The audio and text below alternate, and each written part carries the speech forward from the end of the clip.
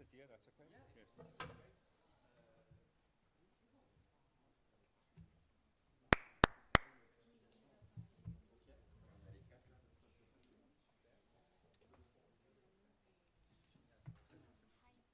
Hi. Is? Okay, lovely to meet you too. Yeah, yeah, yeah. No, that's a pleasure. Yeah.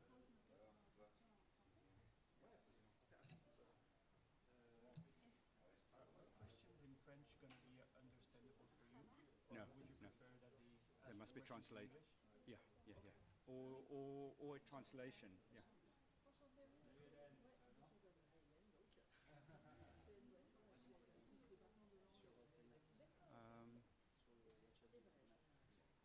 Sadia, I've just been told that there's going to be translation. Yes. So, I mean that's fine. I'm just thinking that what would have been a 40-minute talk could. Yeah, but we'll extend. We'll add the translation. I think we Okay. can go like to 1 hour. Are you Take 1 hour with the translation. okay? And yeah. All right. No, don't worry. But Take the. yeah. No, it doesn't change. All right. Okay. Vous avez traduit. Bonjour Sadia. Si on s'est déjà vu. Oui. Vous étiez différente la dernière fois. Quand vous êtes venu, Ouais. c'était un peu la source que je lui manquais. Merci de venir 2 fois. Ouais, non, pas de souci. On est content parce que ça fait longtemps qu'on parle de faire un truc en commun avec le séminaire de la classe. J'ai parlé à Ouais. Ça c'est cool. Franchement, faire un truc ensemble. Alors, d'accord. Il n'y a pas de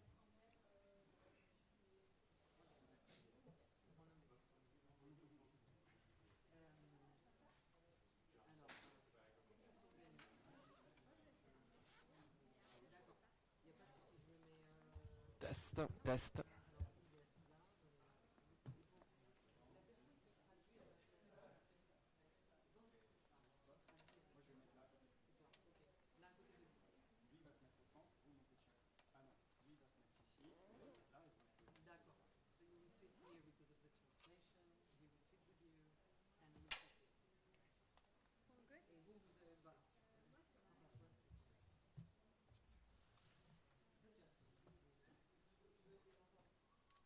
s'introduit.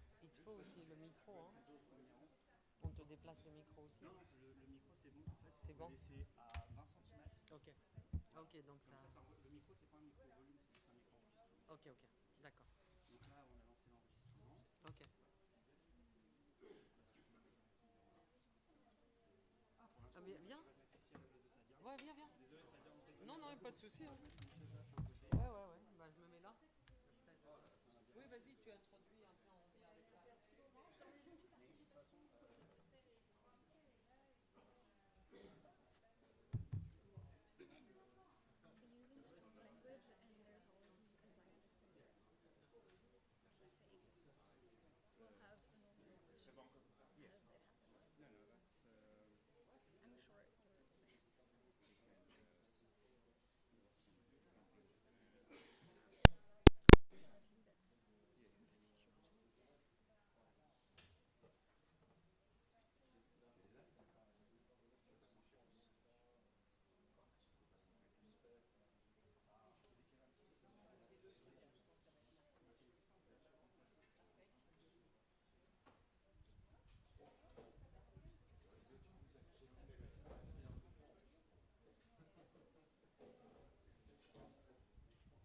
I'm short. Unfortunately, that's the situation.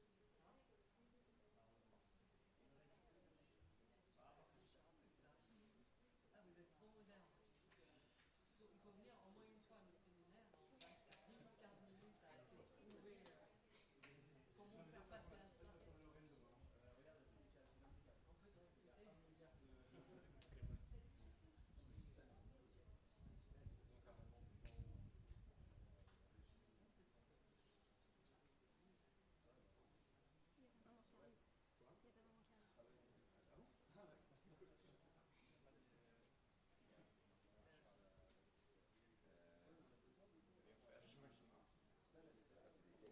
Were you in Paris already?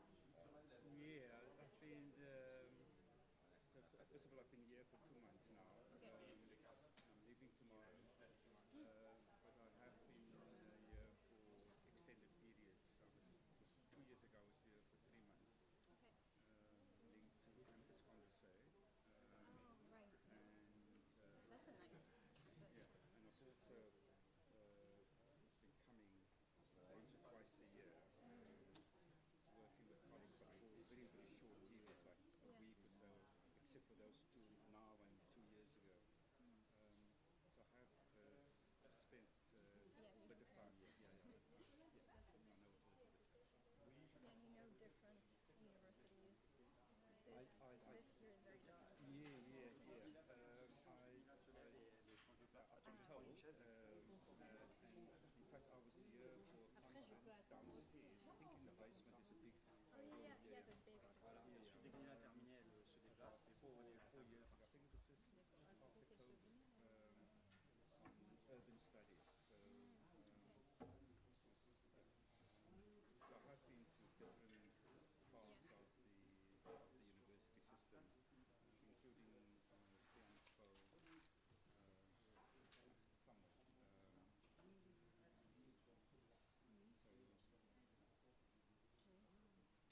Yeah, Sciences Po is also very different. So I've had interactions with colleagues and presented at different campuses. So you know the general ecosystem. I think I do, but then every time someone explains to me, then I become more confused because it's Honestly, that's very confusing. Even for Parisians, the number of universities that were used to do the Sorbonne, and now because even I can't keep up because even the moment in the time I was a student it changed. So. Okay.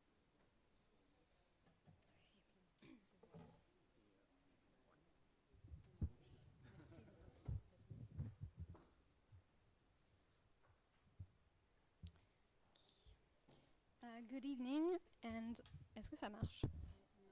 Je sais pas. Ah, il n'y a pas d'amplification. Good to know. Les gens peuvent avancer. Non, mais je vais parler très fort. Bonjour.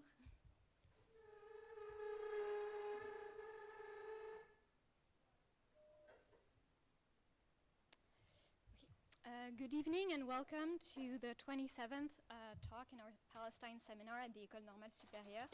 We're very grateful to our main speaker, Noor Niftagodian, and our two moderators, Sadia Agsous-Bienstein and Taldor, for being here today.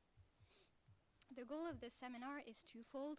We strive to think with Palestine about its history and its current situation, while also recognizing that Palestine functions as a catalyst to think across disciplines, whether it's international law, geopolitics, economics, sociology, or artistic fields.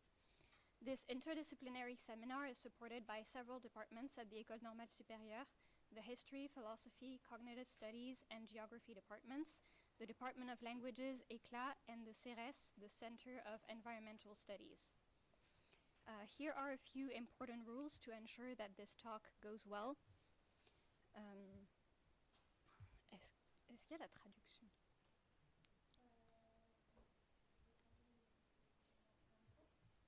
Elle est déjà traduite. Elle est sur le drive. Ah, elle est sur le drive. Oui, ensuite on va redire les choses que vous avez écrites. So a few important rules, sorry. We won't tolerate any racist, Islamophobic, anti-Semitic, sexist, homophobic, or transphobic comments, or any minimization of genocide, war crimes, or crimes against humanity. Please don't record the speakers, the organizers, or the audience without their consent, and don't shout or interrupt them as they're speaking. Please ask real questions and refrain from long comments or provocations. Before we start, I'd like to quote a speech that Fred Moten gave recently at PalFest. Quote, "I do think that people who teach in universities are untrustworthy. By trustworthy, I mean able to carry out those responsibilities that appear to be necessary to anti-colonial insurgency, to which our position and capacities make us most suited. There's just no good reason to assume that our good intentions are aligned with our practices. This is a general formulation from which I don't exclude myself. Moreover, it feels to me like our first task is to recognize this fact and not simply to assume that we constitute an ontological category, the faculty, that is distinct by definition from the administration and the police, when in fact a whole lot of what we do is administrating and policing." End quotes. Moten then points out that students want something more than the university has to offer, and that the faculty has so far been unable to enact an emergence of practice. As we near the end of this school year, I urge you all to take a hard look at our institutions, to contemplate the silence of faculty members and the complicity of universities and private companies in the ongoing crimes of Israel against Palestine. A few of us use paltry resources and underfunded programs within our institutions and struggle with procedural delays in order to save a few lives from the genocide, when our school and university leaders still prefer to look away. This is a time we should interrogate how and why we produce knowledge. We could have saved thousands from a genocide foretold. Instead, we analyze and we witness. Moten is right, our good intentions are not aligned with our practices. Finally, I'd like to echo the words of Chris Hedges, who wrote a piece entitled "The Last Days of Gaza." Quote, "There are people I have known for years who I will never speak to again. They know what is happening. Who does not know? They will not risk alienating their colleagues, being smeared as an anti-Semite, jeopardizing their status, being reprimanded, or losing their jobs. They risk tarnishing the pathetic monuments of status and wealth they spent their lives constructing. Idols. At the feet of these idols lie tens of thousands of murdered Palestinians." End quotes. Without further ado, here are our speakers today. Noor Niftagodian holds the chair in local histories, present realities at the University of Witwatersrand in South Africa, where he is also the director of the history workshop. He is currently investigating the history of the Congress of South African Students, the leading student organization in the struggle against apartheid, and heads the public history initiative, the Soweto History and Archives Project. Among his publications, he is the author of the Soweto Uprising and the co-editor of 100 Years of the ANC and Struggles in Southern Africa, New Perspectives on the Industrial and Commercial Workers' Union, 1919-1949. Sadia Agsous-Bienstein is a senior lecturer at Sorbonne-Nouvelle University. She specializes in cultural studies in the Middle East and North Africa region, with a focus on Arab-Palestinian and the Hebrew-Israeli languages, literatures, and cultures. Her latest book, Derrière l'hébreu, l'arabe, le roman palestinien en hébreu, 1966-2017, focuses on the culture of Palestinians in Israel. Her next book will focus on Arab intellectuals and writers and their approach to European anti-Semitism and the Holocaust. Taldor is a sociologist and critical educator. She's a lecturer in the Middle Eastern Studies Department at Aix-Marseille University and a member of IREMAM. She's the co-author of the book Rencontres radicales pour des dialogues féministes décoloniaux and coordinated the book Colonialité et rupture, écrit sur les figures juives arabes by Ella Shohat. Her work focuses on the processes of liberation of political consciousness of activists in context of extreme violence, in particular on activists of the Israeli radical left and anti-Zionist activists. Thank you again for being here today, and the floor is yours. Est-ce qu'il est nécessaire que je traduise l'introduction de Mila en français? Ah ben voilà, parfait. Very good. So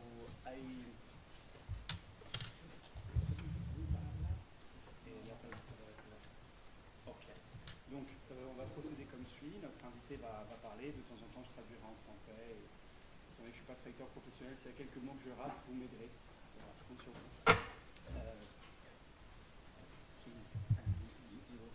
Exactly, I will translate it in French. So I will start like we come from like an hour and obviously you know like connection. Oui. So we'll let you know like for 5-10 minutes. Yeah. Okay. Great. Thank you very much for the introductions. I'm really pleased to be here and for the opportunity to share ideas and to think together and collectively. I'm of course doing this from the vantage point of South Africa, and I'm going to cover a large amount of issues, and necessarily I will have to be very telegraphic in what I say, but hopefully it will generate some questions and I can potentially respond and elaborate on some of these issues. Okay. Alors bonsoir à toutes et à tous, je suis très heureux d'être ici pour pouvoir partager des idées et surtout pour penser collectivement. Je m'exprimerai à partir du point de vue spécifique du carré sud-africain. Bien évidemment, je dois couvrir un très grand nombre de questions et donc je serai télégraphique, mais j'espère que mon intervention suscitera des questions ultérieures auxquelles je pourrai répondre. Thanks very much. So the Palestine solidarity movement in South Africa is large and diverse and has grown significantly, if not exponentially, since October 23. My comments here and reflections on this and its historic importance in South Africa emanate firstly from my involvement in one part of this movement, the Palestine Solidarity Campaign, which is based in Johannesburg and is of course part of the broader movement both nationally and internationally. And as the chair introduced, I also do this from the perspective of a scholar at a university in Johannesburg, as well as someone who was in fact involved in the anti-apartheid movement from the 1980s. I'm making these points at the beginning so that you have some understanding of where my comments come from and what informs the comments that I'm about to make. Donc je vais revenir un petit peu sur le mouvement de solidarité avec la Palestine en Afrique du Sud, qui est un mouvement considérable, diversifié et qui a grandi de manière exponentielle depuis octobre 2023. Mon intervention sur l'importance historique de ce mouvement de solidarité découle en partie de mon implication directe dans le groupe de solidarité avec la Johannesburg, qui fait partie d'un mouvement beaucoup plus vaste à l'échelle nationale aussi bien qu'internationale. Et en plus, d'un point de vue académique, à l'Université de Johannesburg, enfin, j'ai également participé au mouvement contre l'apartheid en Afrique du Sud. Voilà un petit peu pour vous dire quelle est ma position et le point de vue duquel je parle. The South African solidarity movement, to emphasize, is part of a global movement. However, I think that it occupies a distinctive position in this global movement for a few overlapping reasons, some of which I think would be obvious to you. The first is the fact that the South African government, led by the African National Congress, of course, took Israel to the ICJ to face charges, to use the language that was used at the ICJ of probable genocide, which has placed the country and the government at the forefront of international pressure for a ceasefire and for action to be taken against Israel. Historically, and particularly in the democratic era, the World Conference Against Racism in 2001 was an inflection moment, because that conference, which took place in South Africa in the city of Durban, had a couple of important outcomes. The first was very explicitly in a resolution that was passed at that conference, to identify Israel as an apartheid state, and to make the very explicit link between the racist system that pertained in South Africa and that system that defined Israel. Thirdly, the global solidarity movement in support of the Palestinian struggle for freedom has been influenced by, both in ideas and practices, by the anti-apartheid movement of the 1970s and 1980s. And finally, I'd say, and based on these, there's a strong sense amongst activists and even in the government that international solidarity was critically important in South Africa's freedom, and that we should reciprocate, that we hold a special responsibility, potentially beyond and above other activists, to reciprocate the international solidarity. To quote Nelson Mandela, he said that South Africa's freedom is incomplete without the freedom of Palestine. And this has become a sort of mantra for activists in South Africa. Très bien. Alors, une des raisons qui font que l'Afrique du Sud a un rôle et une position distincte à l'intérieur du mouvement global de solidarité, enfin, il y en a plusieurs. La première, la plus évidente, c'est que le gouvernement sud-africain, mené en cela par le Congrès national, a renvoyé ou a assigné Israël devant la Cour internationale de justice, et s'est donc retrouvé à l'avant-garde de la pression internationale pour le cessez-le-feu et pour des sanctions contre Israël. Un deuxième élément qui, lui, est davantage historique, c'est le fait que lors de la conférence de Durban en 2001, donc une conférence sur le racisme, l'Afrique du Sud a mis en place, a créé une résolution explicite qui identifiait Israël comme un état d'apartheid, comme un système raciste qui pouvait être assimilé au système d'apartheid sud-africain. D'autre part, un autre aspect, c'est que la solidarité globale regarde en direction de l'Afrique du Sud et s'inspire de l'Afrique du Sud en termes de pratiques et d'idées. Enfin, le dernier point, c'est que à l'intérieur, du point de vue des Sud-Africains, il y a une forte conscience de l'importance de la solidarité internationale dans la lutte contre l'apartheid, donc dans la libération de l'Afrique du Sud, et donc un devoir ou un sentiment qu'il faut être dans une forme de réciprocité et rendre cette solidarité internationale dont l'Afrique du Sud a bénéficié, d'où le fait que cette citation de Nelson Mandela qui dit que l'Afrique du Sud est incomplètement libre tant que la Palestine ne sera pas libre, et qui est devenu un véritable mantra, voilà, un mot d'ordre très important. There's a final important historical matter to raise, and that is both societies were at the crossroads in the early 1990s.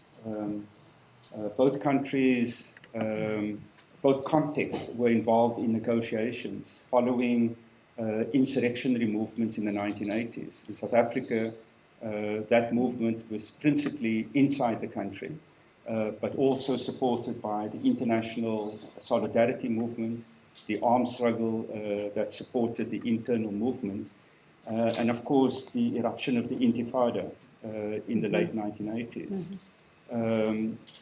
Those processes led to crossroads. In South Africa, there was negotiations, which led to the first democratic elections in 1994. In Palestine, there were the Oslo Accords. And I'm going to return to this matter because it's been a source of debate in South Africa. But what I want to signal here is that whereas the negotiations process in South Africa was brought about by the defeat of apartheid and therefore inaugurated a democratic system of black majority rule, the other process was in fact defined by an attempt to maintain the status quo and to divide Palestine into Bantustans. And that term, of course, comes from the ethnic divisions imposed by the apartheid government on black people in South Africa. Enfin, un dernier élément historique pour recontextualiser, c'est que ces deux sociétés, la société sud-africaine et la société palestinienne, se retrouvent à la même période, donc à la fin des années 90, dans les années 90, à la croisée des chemins, puisqu'elles font toutes deux face à des contextes de négociation qui suivent des mouvements insurrectionnels. Alors on parle bien sûr du mouvement insurrectionnel en Afrique du Sud et du mouvement de solidarité internationale, et d'autre part en Palestine de l'intifada. Les deux mouvements donc se retrouvent à cette croisée des chemins, avec d'une part en Afrique du Sud des négociations qui vont entraîner les premières élections démocratiques dans le pays, et d'autre part les accords d'Oslo.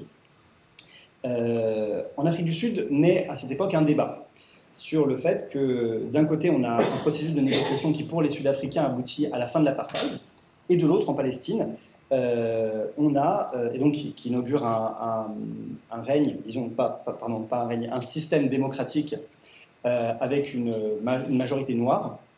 Et d'autre part, en Palestine, on a la fin des négociations et la création de Bantustan, où les Palestiniens sont parqués, et bien évidemment ce terme fait référence à la situation de l'apartheid dans l'Afrique du Sud. Before coming to the substance of my talk, I want to very briefly say something about what can be said in South Africa. And I'm making this point because I'm very aware that in different contexts, certain things can be said, and in other contexts, things can't be said. I want to say that in South Africa, there's certain things that we can say quite explicitly, which I've learned in traveling around, cannot be said elsewhere. And when I say in South Africa, I mean both in civil society, at universities, in government, in churches, other religious organizations. And even though there is debate on a number of issues, on politics, on analyses, on strategies and tactics, a cursory glance at campaigns, at social media and statements will reveal the following. They'll reveal that there's a broad understanding that there's an illegal occupation of Palestine that has been going on for more than a century, with a number of inflection moments in the 1940s, 1960s, 1980s, and the present. That what is being perpetrated in Gaza is indisputably a genocide. That Zionism is a colonial project and therefore cannot be equated with Judaism. That the policies of the Israeli state are racist and violent. And that the events that have unfolded in Gaza is part of an ongoing process of violence, of ethnic cleansing, the culmination of which is genocide. And I'm making these points just to reiterate that I want you to know that these things are obvious in South Africa, and I'm hoping that I don't have to explain all of these terms in what I'm going to say. Thank you. Alors, enfin, avant d'arriver à la substance de mon intervention, j'aimerais bien revenir sur, disons, sur ce qu'on peut dire en Afrique du Sud, puisque selon les contextes, certaines choses peuvent être dites ou ne peuvent pas être dites, et c'est quelque chose que j'ai expérimenté en voyageant. Venons-en donc à ce qui peut être explicitement et sans problème dit en Afrique du Sud. Ce sont des choses, quand je dis, ça ne veut pas dire qu'il n'y a pas de débat, mais ce sont des choses qui peuvent être dites dans les universités, même à l'intérieur des débats stratégiques, dans les églises, et un regard, un premier panorama de ces choses que l'on peut dire nous renvoie plus ou moins à 5 arguments. Le premier, c'est qu'il y a une occupation illégale de la Palestine depuis un siècle, avec des moments de violence particulières dans les années 40, dans les années 60, dans le présent. Deuxième point, ce qui advient à Gaza est un génocide. Troisième point, le sionisme est un projet colonial. et en tant que tel, il ne peut pas être mis en équivalence avec le judaïsme. Quatrième point, les politiques de l'État d'Israël sont des politiques de discrimination et des politiques violentes. Cinquième point, pardon, ce processus de violence continue donne lieu à un nettoyage ethnique dont la forme culminante récemment est celle du génocide. Tout ça pour dire que ces éléments, ce sont des évidences en Afrique du Sud, et j'espère ne pas avoir à revenir dessus ou à les définir au cours de mon intervention.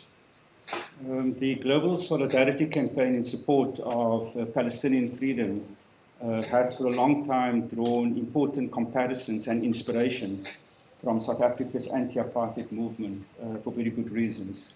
The anti-apartheid movement started very tentatively in the 1950s and started along in the 1960s when apartheid was in the ascendancy and it appeared as if white minority rule was unassailable. At the time, international solidarity activities were mere flickers in the darkness and was mostly dismissed by the apartheid government as ineffective. Certainly, that movement garnered very little support from major governments. And here, I mean principally northern governments or even international bodies. And at the time, here I'm referring to the 1950s and 1960s, only limited support from even progressive organizations and individuals. But the tide began to change from the late 1960s, especially after the student rebellions in the late 1960s, the emergence of black consciousness, and then the Soweto student uprising in 1976, which brought to global attention the horrors of the apartheid regime in ways that had not happened before and certainly did not happen after the Sharpeville massacre in 1960. If I could just make a point about visibility, which has resonance with what is going on in Gaza at the moment. When the Sharpeville massacre happened, South Africa did not have television. When the Soweto uprising happened, we had television for 1 year in the country. And so the news of the Soweto uprising spread very quickly, far more quickly than the Sharpeville uprising could. And therefore it was transmitted fairly quickly, not as instantaneously as the genocide in Gaza, but very quickly, and therefore became very, very visible, and you could not turn your attention away from what was going on in South Africa.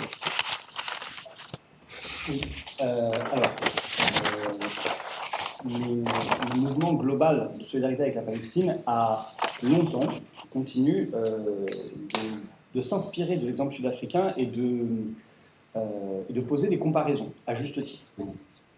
Pour en revenir un peu à l'origine du mouvement contre l'apartheid, celui-ci naît dans les années 50 et dans les années 60. À cette époque, il est peu connu et la minorité blanche qui gouverne le pays considère qu'il n'a pas de grande efficacité. Par ailleurs, il n'obtient qu'un support très limité, à la fois des pays du Nord et des institutions internationales, et plus largement un soutien limité des personnes progressistes. Ce n'est seulement que à la fin des années 60 que le courant change de direction, notamment avec les rébellions étudiantes et enfin les soulèvements de Soweto en 1976. Et à ce moment-là, le cas sud-africain reçoit une attention globale. La première chose qu'on peut dire, c'est que par rapport à cette question de la visibilité, on peut aussi comparer avec ce qui se passe à Gaza aujourd'hui, il y a une différence entre le Sharpeville Massacre de 1960. À l'époque, il n'y a pas de télévision en Afrique du Sud, et donc il n'y a pas de circulation de l'information en 1960, et le soulèvement de Soweto en 1976, où là, la télévision est bien présente, et donc l'information est transmise à toute vitesse, très vite, certes pas avec la même rapidité que le génocide aujourd'hui. Following the Sharpeville massacre in 1960, there was widespread verbal condemnation of what occurred in that town just south of Johannesburg.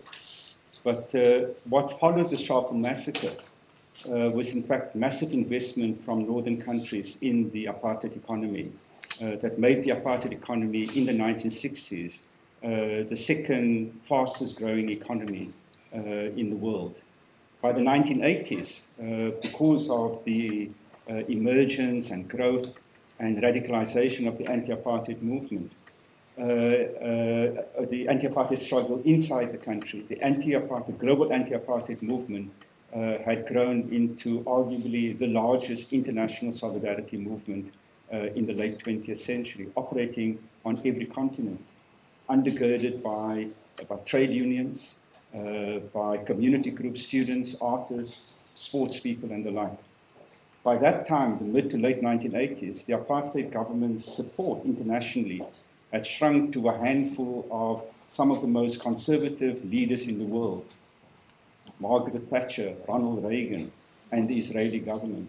It should be noted that when the Bantustan system was introduced in the 1960s and they were given nominal independence, there was only one country that recognized the Bantustans, and that was Israel. Not even the conservative regimes in the United States and United Kingdom, which supported the apartheid government, financially, economically, and militarily, recognize these Bantustans. As an aside, and there's no time really to go into this, there's quite significant scholarship in South Africa about the very close relationship between Israel, the apartheid government, and the Bantustans. Notwithstanding, especially in the last few days, the constant denial of Israel having nuclear capability. It was Israel and France as well, by the way, that shared nuclear technology that developed South Africa's own nuclear capacity. So the entanglement between international conservative regimes and apartheid was fundamental in supporting that. What broke that was in fact the movements, the anti-apartheid movements that grew from grassroots organizations. Alors, après le massacre de Shuffle, petite ville au sud de Johannesburg des années 60, ce massacre reçoit une condamnation unanime dans la presse, et pourtant, dans les années suivantes, les pays du Nord procèdent à un investissement massif en direction de l'économie d'Afrique du Sud, qui devient à cette époque la deuxième économie avec la croissance la plus forte au monde. Pourtant, dans les années 80, la donne est complètement renversée puisque le mouvement contre l'apartheid est le plus grand mouvement de solidarité internationale au monde. Il touche à la fois le sport, les syndicats, les mouvements étudiants. Et à la fin des années 80, les soutiens de l'Afrique du Sud se limitent à quelques gouvernements ou quelques figures particulièrement conservatrices, Thatcher, Reagan, le gouvernement israélien. À noter qu'Israël est le seul pays qui reconnaît le système des Bantustans, qui n'avait pas été reconnu, même si l'Afrique du Sud était soutenue militairement et économiquement, qui n'avait pas été reconnu par le Royaume-Uni et l'Angleterre. Par ailleurs, il existe en Afrique du Sud un large corpus d'études académiques qui reviennent sur les liens étroits entre Israël et le système des Bantustans. Un exemple qu'on peut fournir, c'est le déni constant de la capacité nucléaire d'Israël, alors qu'en réalité l'Afrique du Sud a réussi à bénéficier du lien avec Israël et la France pour développer son propre programme nucléaire. En somme, il y a une articulation très forte entre ces régimes conservateurs et le régime d'apartheid en Afrique du Sud, et ce lien ne va pouvoir être détruit que par le mouvement de solidarité contre l'apartheid, qui naît d'une mobilisation populaire. It's of course a history and a narrative that engenders hope. When one looks back at the 1960s, it appeared to black South Africans that there was very little hope, that apartheid loomed so large, was so powerful. Thinking about a free South Africa seemed like a fancy. South Africa in the 1960s, 1970s was kicked out of the Olympics. It was, important boycotts were implemented in sports and culture. And in the 1980s, the disinvestment and sanction campaigns became increasingly successful. But I do want to register some caution in terms of drawing direct comparisons, because I think that the context in which these two movements emerge are rather different. in the 1960s and 1970s, the anti-colonial movements had reached their peak. Across Europe, the United States, and elsewhere, the New Left movement had taken shape. The anti-war movement, the anti-nuclear movement, the civil rights movement, Black Power movement. These had all erupted from the 1950s and had shaped a global, progressive, and even radical politics in the global north, but also in the global south. Support for the anti-apartheid movement, by the way, did not start in the global north. It started in Africa, in Asia. The Bandung Conference of 1955 was a key inflection moment of the emergence of a different way, a third world way, with all its complexities. But what I'm pointing to is an upward trajectory that developed after the Second World War that reached various climaxes, be it in China, in India, struggles in Latin America, notwithstanding the emergence of military regimes, strikes, boycotts, big campaigns in different parts of the global north. Cette comparaison, bien sûr, engendre de l'espoir. Et il faut bien se rendre compte que dans les années 60, pour les Sud-Africains noirs, la situation, l'apartheid semblait un horizon omniprésent et il y avait très peu d'espoir. Donc la donne avait changé assez rapidement puisque dans les années 70 et 80, l'Afrique du Sud était exclue des Jeux Olympiques et subissait des boycotts très importants dans le sport et la culture et elle faisait l'objet de désinvestissements et de sanctions économiques. Cependant, je voudrais amener à une certaine caution dans le parallèle, puisque le contexte au sein duquel adviennent ces deux mouvements est très différent. Pour ce qui concerne l'exemple sud-africain, le mouvement de lutte contre l'apartheid, qui prend place dans les années 1970, prend place au moment où l'anticolonialisme atteint son apogée. C'est l'époque où la nouvelle gauche, les mouvements antinucléaires, le Black Power, etc., tous ces mouvements qui sont nés dans les années 50, en réalité, arrivent au sommet, et où, aussi bien dans le nord global que dans le sud global, on a la présence d'un mouvement progressiste et radical. Par ailleurs, le soutien au mouvement global de solidarité avec l'Afrique du Sud ne naît pas dans les pays du Nord, il naît dans le Sud, et notamment avec la conférence de Bandung, qui propose, avec dans toute sa complexité, une approche tiers-mondiste, du tiers-monde, vis-à-vis de ces questions. Bref, on est dans ces années-là au sommet d'une certaine trajectoire, qui est une trajectoire décoloniale qui investira différents pays, l'Inde, la Chine, l'Amérique latine, avec un très grand nombre de grèves, de mobilisations. Voilà. To put it succinctly, the anti-apartheid movement was part of and based on an offensive movement of the liberation struggle in South Africa. Whereas I think one could argue that what one is witnessing now in terms of global solidarity in relation to Palestine is a movement in defense. It's on a defensive track. There is, and I'm going to do this very quickly because I had a longer section, but I'm very cognizant of the time. The comparison between South Africa and apartheid South Africa and Israel, of course, is also located in the common history of these as colonial projects, emerging not in the mid-20th century, when both states when Israel was declared a state and apartheid came into being, but its origins, of course, come from the late 19th century, a particular moment of imperialist expansion, of the development of scientific racism, of eugenics, the acceleration of land dispossession, the subjugation of indigenous people.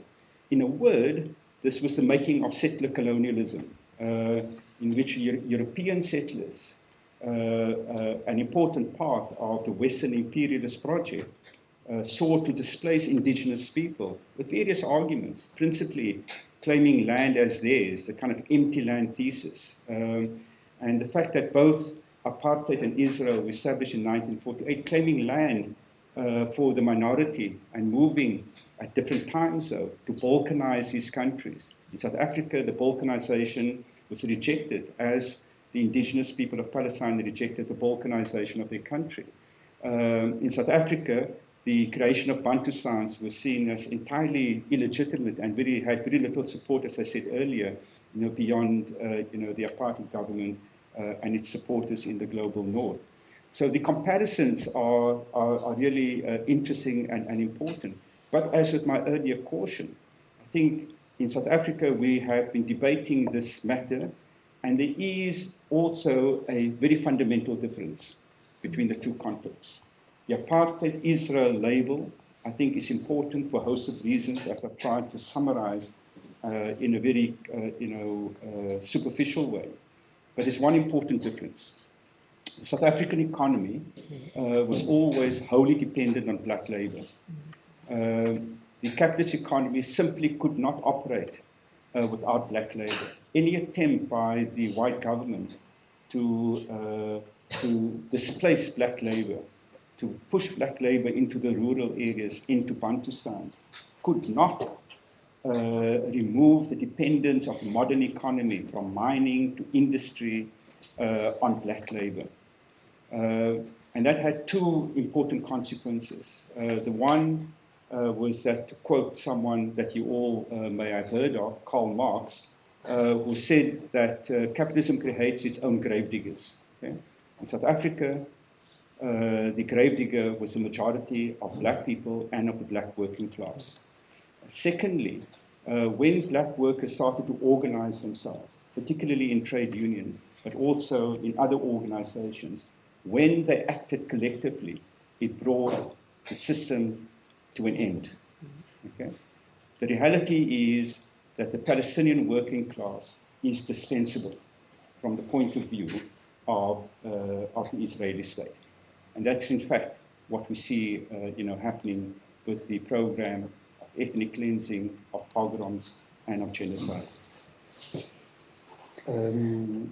Oui, enfin, un dernier élément encore une fois, tout en faisant des parallèles et des comparaisons, il y a quelques différences fondamentales qu'il faut noter. La première, c'est que le mouvement de lutte contre l'apartheid en Afrique du Sud était un mouvement offensif, alors que le mouvement en faveur de la Palestine aujourd'hui est un mouvement qui, selon moi, est davantage défensif.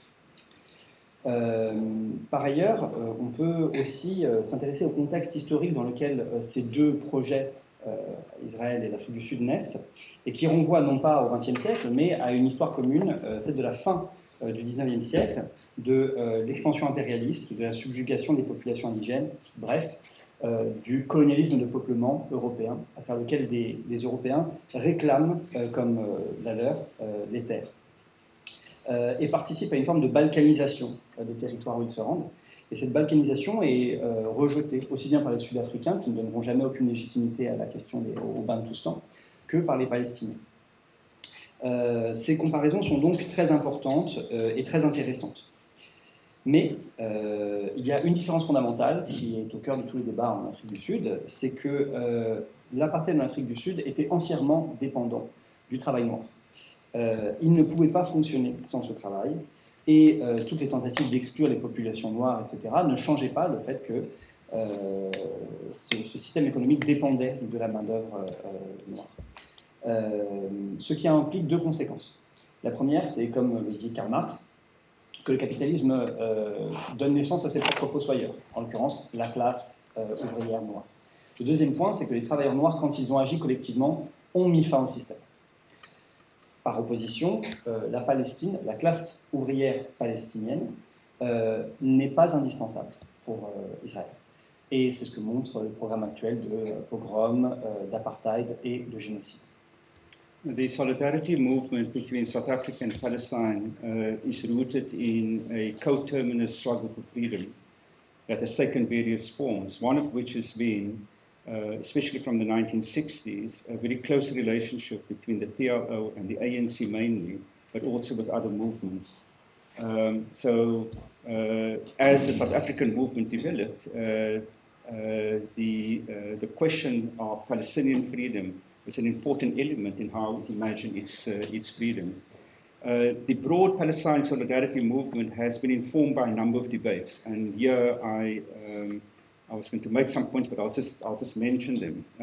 There were debates in the 1990s around the Oslo Accord, And to oversimplify the debate, on the one hand, the ANC government, having just come out of a successful process of negotiations, tended to support the Oslo Accord, hoping that, like in South Africa, a negotiations process would lead to an independent Palestinian state. This was linked to, at the time, general support within the government and also in broader society for a two-state solution. On the other hand, there were those who recognized that this was a fundamentally flawed process, and that it was clear already from the outset that this process would not lead to a substantive freedom for Palestinian people, but as in fact has transpired, a further occupation of Palestinian land, balkanization, and evisceration of democracy in the way that Edward Said articulated, after some years in relation to the Oslo Accord. And then an important element in the development of the South African Solidarity Campaign, rising out of the anti-apartheid movement, has been a very strong support for BDS, understanding that it's the kind of bottom-up grassroots campaign that can bring to bear the potentially maximum pressure on Israel. Et donc, il faut noter aussi qu'il y a une forme de lutte pour la liberté qui conduit à des unions et à des liens très forts entre les différents mouvements. On peut citer notamment la collaboration et le lien entre l'ANC et l'OLP, et aussi d'autres mouvements palestiniens. Et donc la question du lien entre la liberté sud-africaine et la liberté palestinienne est très forte dès le début de la naissance de ces mouvements.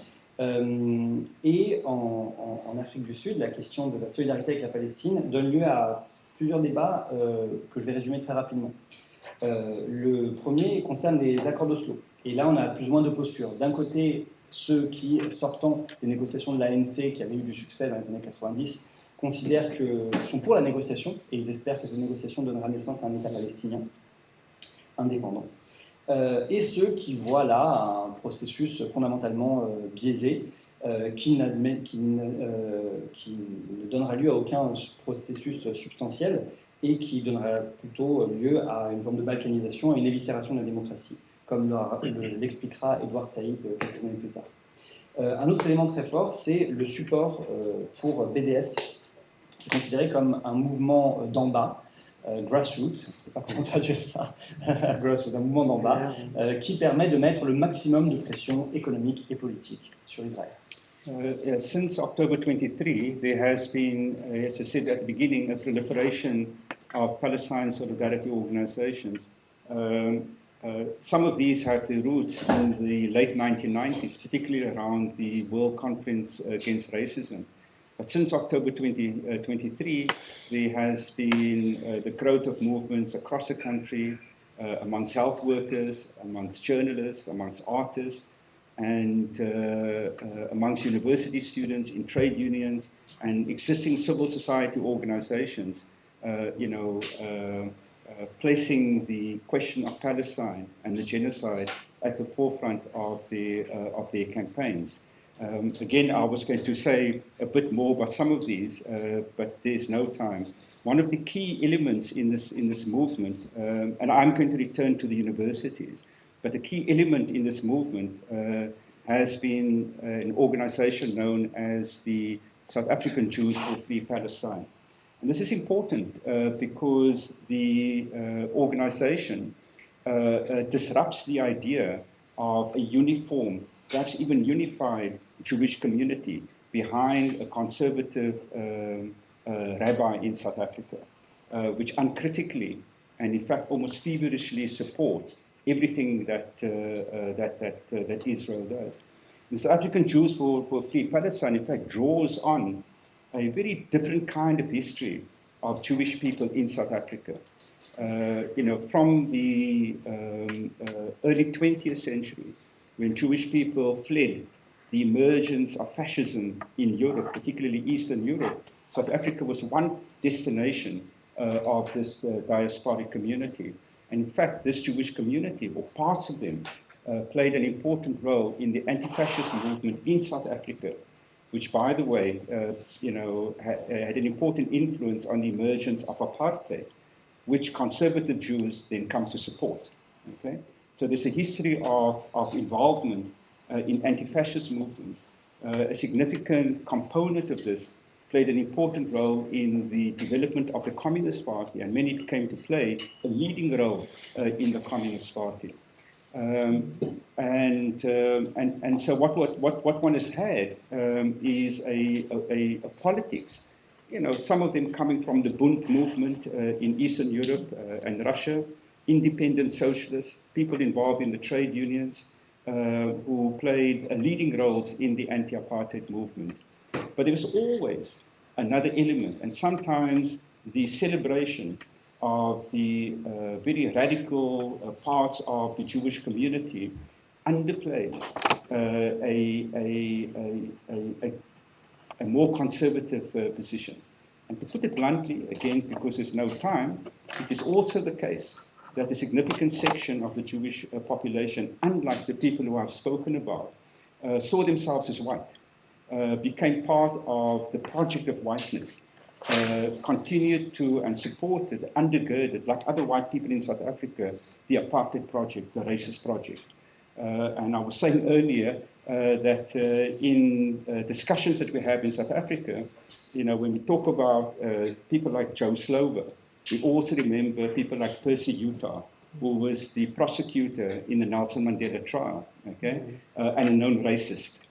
So one has always had these two tendencies within the Jewish community. South African Jews for a free Palestine draw on that first progressive, solidaristic, radical tradition of South African Jews, as of course is the case elsewhere in the world. Alors, depuis octobre 2023, on a bien sûr une explosion des mouvements de solidarité avec la Palestine en Afrique du Sud, certains qui remontent au mouvement des années 90, mais la plupart nés de manière beaucoup plus récente et qui traversent toute la société sud-africaine, toute la société civile, les mouvements étudiants, les syndicats, etc., et qui sont mobilisés contre le génocide en cours. Mais un élément à noter, un élément particulièrement important, c'est la présence d'une instance, South African Jews for Free Palestine, donc le mouvement des Sud-Africains juifs pour une Palestine libre, qui met à mal l'idée d'une communauté juive qui serait uniformément conservatrice et uniformément, derrière Israël. Ce mouvement, donc, des Juifs sud-africains pour une Palestine libre, renvoie à l'histoire de la communauté juive à l'intérieur du pays. Et ce, dès les origines, puisque cette communauté naît, la diaspora juive en Afrique du Sud, naît de la fuite du fascisme et notamment des pogroms en Europe de l'Est. Elle participe au mouvement antifasciste en Afrique du Sud, mouvement antifasciste qui donnera naissance à l'apartheid. Et paradoxalement, un apartheid auquel adhérera une partie de la population juive. Cette communauté juive est aussi celle qui vient des expériences politiques du Bund, des partis socialistes en Europe de l'Est, en Russie, des syndicats, jouera un rôle extrêmement important dans les mouvements de gauche et notamment dans la création du Parti communiste sud-africain. Et bien sûr, quand on peut célébrer cet héritage de la diaspora juive à l'intérieur de l'Afrique du Sud, mais il faut aussi tenir compte d'un autre aspect. Je fais un petit peu schématique par manque de temps, mais pour le dire simplement, c'est qu'il y a aussi une partie de la population juive en Afrique du Sud qui a adhéré au projet de l'apartheid, qui s'est perçue comme blanche et qui a participé à ce projet de blanchité. Et c'est pour ça que quand on débat du rôle de la communauté juive, on cite à la fois Joe Slovo et Percy Utah, qui était le juge, l'accusateur, l'accusateur dans le procès de Nelson Mandela et qui était connu pour son racisme. Bref, il y a à l'intérieur de la communauté juive cette double tendance qu'il faut mettre en avant. Pro-Palestinian movement since 2003 has been a continuous movement. not a day has gone by without one or other activity in different parts of the country, from individuals protesting to tens of thousands of people taking to the streets. Within days of the attack by the Israeli state on Gaza in October, activists organized a picket outside the US consulate. And it did so in order to both show solidarity with Palestinian people. This is not the first time that this has happened, but to make two principal political points. The first was that Palestinians have the right to resist occupation. Now, this may appear as a self-evident point, but we recognize that in the context of what transpired in October 23, that the first line of critique was to attack the right of Palestinians to resist. Activists felt that as in South Africa, we needed to express our support for the idea that oppressed people, wherever they may be, have the right to resist. That is an indisputable right. And secondly, that Palestinians have the right to choose their forms of resistance. That we, as people who act in solidarity, may have views and we may debate aspects of that, strategies and tactics. But Palestinians, as other oppressed people, as we did in South Africa, we chose, and we had debates within South Africa about what was the most appropriate tactic and strategy. But we chose how we wanted to resist. And as South Africans, within days of this happening, we said that we must make a fundamental point of the right of Palestinians to resist. Le mouvement de solidarité avec la Palestine depuis 2003 a été un mouvement continu. Pas un jour ne s'est écoulé sans une mobilisation, sans une manifestation, sans que les gens prennent la rue. Immédiatement après les attaques d'Israël en octobre 2023, les activistes sud-africains ont planté leur piquet devant le consulat des États-Unis, non seulement pour montrer de la solidarité, mais pour mettre en avant deux points. Le premier, le droit des Palestiniens de résister à l'occupation. Ça peut sembler évident de dire ça, mais rappelons qu'à cette époque, la première ligne de critique était justement une attaque de formes de résistance palestinienne. Et donc, il s'agissait de rappeler que tout peuple opprimé, où qu'il se trouve, a le droit de résister à l'occupation. D'autre part, un autre principe que les activistes voulaient mettre en avant, c'était que les Palestiniens choisissent leur forme de résistance. Nous pouvons débattre, de même que nous, Sud-Africains, avions débattu de quelle méthode de résistance serait la plus efficace, mais en dernière instance, c'est aux Sud-Africains qu'il revenait de choisir leur résistance, de même qu'il revient aux Palestiniens de choisir leur résistance face à l'occupation. At that demonstration, we also stressed a second point, namely of the interconnectedness between the Palestinian struggle for liberation and our own struggle in South Africa against the persistence of racial capitalism. But there was a broader point, and that is that this was that the struggle against racial capitalism, the struggle for Palestinian freedom, is also part of a broader international struggle, and that the international dimension of the question that we were facing was a cause of mainly Western powers of imperialism reproducing global forms of exploitation, of racism, of xenophobia, gender oppression, destruction of the environment, amongst others. That the axis of power in the Middle East centered on Israel, but also including conservative Arab regimes, allied to the Western agenda, are crucial manifestations of imperialist dominance. Thus, we made the point that the defense of the Palestinian rights for freedom and for their struggle is one of the main, and perhaps at this juncture in our history, the pivotal point in the struggle, not only for their own freedom, but for a struggle against global imperialism.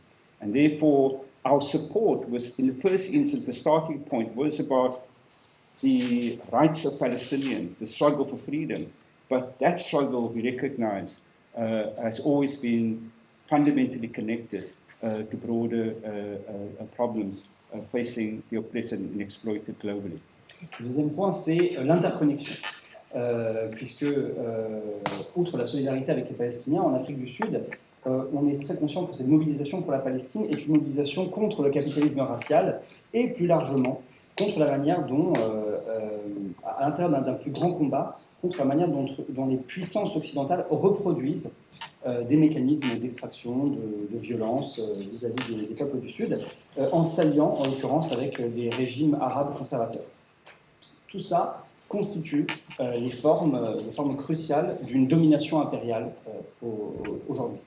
Ce qui fait que la question palestinienne est l'une, si ce n'est la charnière principale de la lutte contre l'impérialisme global, toujours selon les activistes sud-africains, qui reconnaissent dès ce moment-là la dimension fondamentale de la lutte palestinienne à l'intérieur de ce combat international.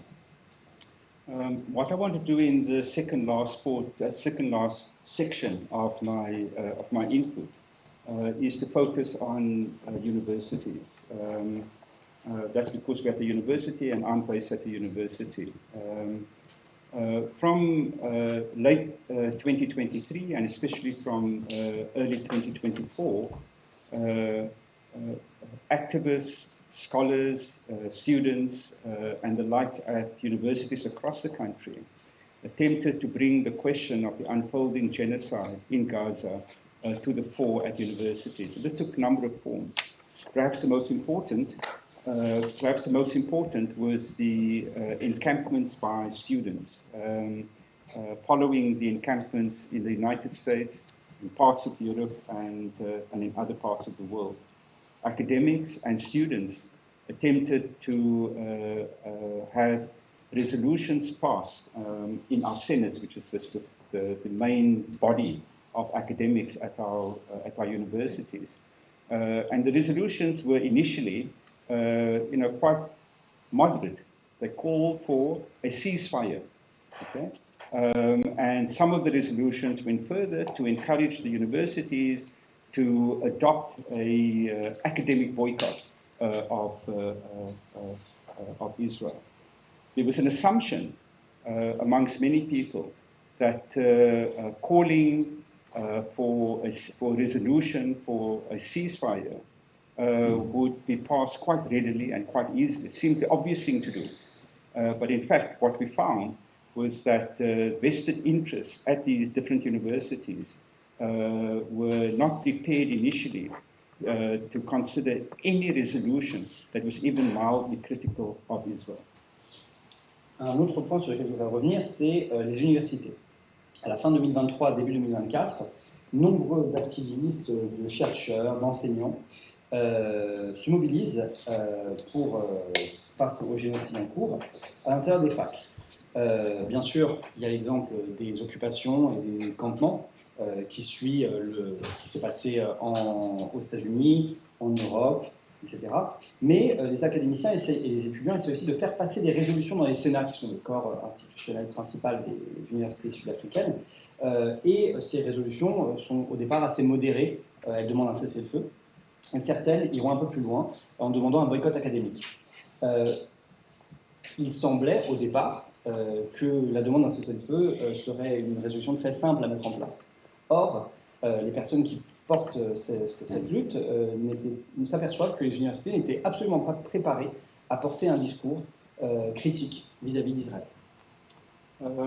Again, for the sake of time, I'm going to focus on two issues, and I'm making generalizations about the universities, because in fact there were many different processes unfolded at different universities. There were some universities, and they were mainly the previously black-only universities, very quickly adopted resolutions that went beyond calling for a ceasefire and in fact supported the idea of an academic boycott. At the previously white universities, both English and Afrikaans universities, matters were more complicated. And there were two broad arguments that were made against a resolution even calling for a ceasefire. The first one was the phenomenon of whataboutism. And this is what we encountered at our universities, and mainly articulated by the leadership of the universities. So what is whataboutism? I hope it's a familiar term, but the argument basically was that people who wanted a resolution on the ceasefire were focusing unfairly only on the crisis in Palestine, and the question was raised, well, what about the DRC? What about Sudan? What about the Ukraine? What about all the other crises in the world? And this phenomenon about whataboutism was, of course, did not come from a genuine concern about other contexts, but it was a way of deflecting attention away from what was unfolding. We were shocked in our Senate meetings having to confront this argument, because these were, the Senates are supposed to be the place where all the leading minds, in our university, you can only be a member of Senate if you're a full professor. Okay? So these are supposed to be the leading minds of the university, mounting arguments about whataboutism. This is not a new thing. Okay? Whenever there have been attempts to organize campaigns in support of Palestine, we have routinely been confronted with this. There's a wonderful kind of article by someone called Stephen Friedman against this argument. But basically, 2 or 3 things. One, it was clear to us that there was an attempt to deflect attention from the key issue. And the idea was that if we wanted to call for resolution of a ceasefire, then it would require universities to comment on everything. And it's not the place for universities, the argument was made by the leadership of universities, to comment on every political issue in the world. Okay? And there was quite a straightforward answer, and then kind of multiple ways of answering this. The one was that many universities adopted resolutions against apartheid in the 1970s and 1980s, and whataboutism was not raised. This was a time when there were worse regimes in the world than the apartheid regime. But people didn't say that you first had to pass a resolution against the Pol Pot, against Khmer Rouge, before you could pass, or against Pinochet or the military dictatorship in Argentina, before you could pass a resolution against apartheid. Secondly, it was clear to us that the people who were doing this were not interested in the violence experienced by people in the DRC, or in Sudan, or elsewhere. In fact, the Palestine Solidarity Campaign has been actively involved in solidarity with movements in South Africa, in support of the people of the DRC, in support of Sudan, in support of Swaziland, etc., etc. In fact, these campaigns, Swaziland People's Campaign, the DRC People's Campaign, Sudanese activists in South Africa, are in fact actively involved in the Palestine Solidarity movement. Alors, par manque de temps, je vais généraliser un petit peu, mais pour faire bref.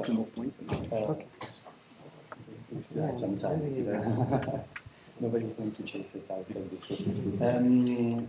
So, yes, pardon, excusez-moi. Donc, quelques universités, dans les grandes lignes, les universités noires, principalement, votent très vite pour ce genre de révolution et poussent même pour des mesures de boycott. Dans les universités blanches, c'est un peu plus compliqué. Et on est confronté à plusieurs phénomènes. Le premier est la question du whataboutism. Je n'ai pas de traduction, je ne sais pas si quelqu'un sait comment traduire whataboutism. Mais bon, vous savez tous ce que c'est. C'est le fait que la leadership, les dirigeants de ces universités affirment que si on se focalise sur la Palestine, alors il faut se focaliser sur toutes les autres crises politiques et tous les autres crimes qui ont lieu dans le monde. Et ce n'est pas le rôle de l'université de commenter tout ce qui se passe sur la planète. Évidemment, cet argument, on peut y répondre, tout d'abord parce que ce n'est pas un argument qui est mu par une préoccupation sincère pour ce qui se passe en République démocratique du Congo, pour ce qui se passe au Soudan, pour ce qui se passe au Swaziland, etc. Mais parce que également il s'agit d'une technique pour détourner l'attention. Une des réponses qui avait été donnée à ça, une des réponses qui a été donnée contre les dirigeants, c'est que beaucoup d'universités ont fait passer des mesures contre l'apartheid dans les années 80 et 90, et pourtant à l'époque, le whataboutisme n'avait pas été utilisé, personne n'avait dit qu'avant de faire passer des mesures contre l'apartheid, il fallait s'occuper du régime de Pinochet et de tous les régimes dictatoriaux qu'il y avait sur la planète. Bref, donc ça c'est la première chose, et la deuxième chose c'est que tous les mouvements, notamment les mouvements au Soudan, les mouvements République démocratique du Congo, les mouvements pour le Swaziland en Afrique du Sud, sont activement impliqués de la solidarité avec la Palestine. Et donc, il y a une interconnexion, au moins au niveau de la solidarité que ces mouvements expriment à l'égard des Palestiniens. A second major complication that emerged at the universities, but in fact affects broader society, is the phenomenon of Christian Zionism. And in the context of the proliferation of Pentecostal churches, of evangelical movements, the idea, the kind of biblical prophecies of the rapture means that there is a strong religious commitment, similar to what one sees in the United States, and which forms the basis of Trumpism in support of Israel in terms of the rapture, the biblical prophecy. And this is an important issue because it has meant that the movement in the 1960s, 1970s of liberation theology has come up against Christian Zionism, whereas in the 1960s and 1970s, liberation theology drew the Christian community in support of liberation struggles, broadly speaking. The movement against that, at the heart of which is Christian Zionism, has formed a social basis for conservative politics in which support for Israel and the United States support for Israel is fundamental. What that has generated is a renewal within the Christian community to try and return to the liberation theology, to challenge the fallacies of Christian Zionism in order to demonstrate the importance of the Palestine liberation struggle.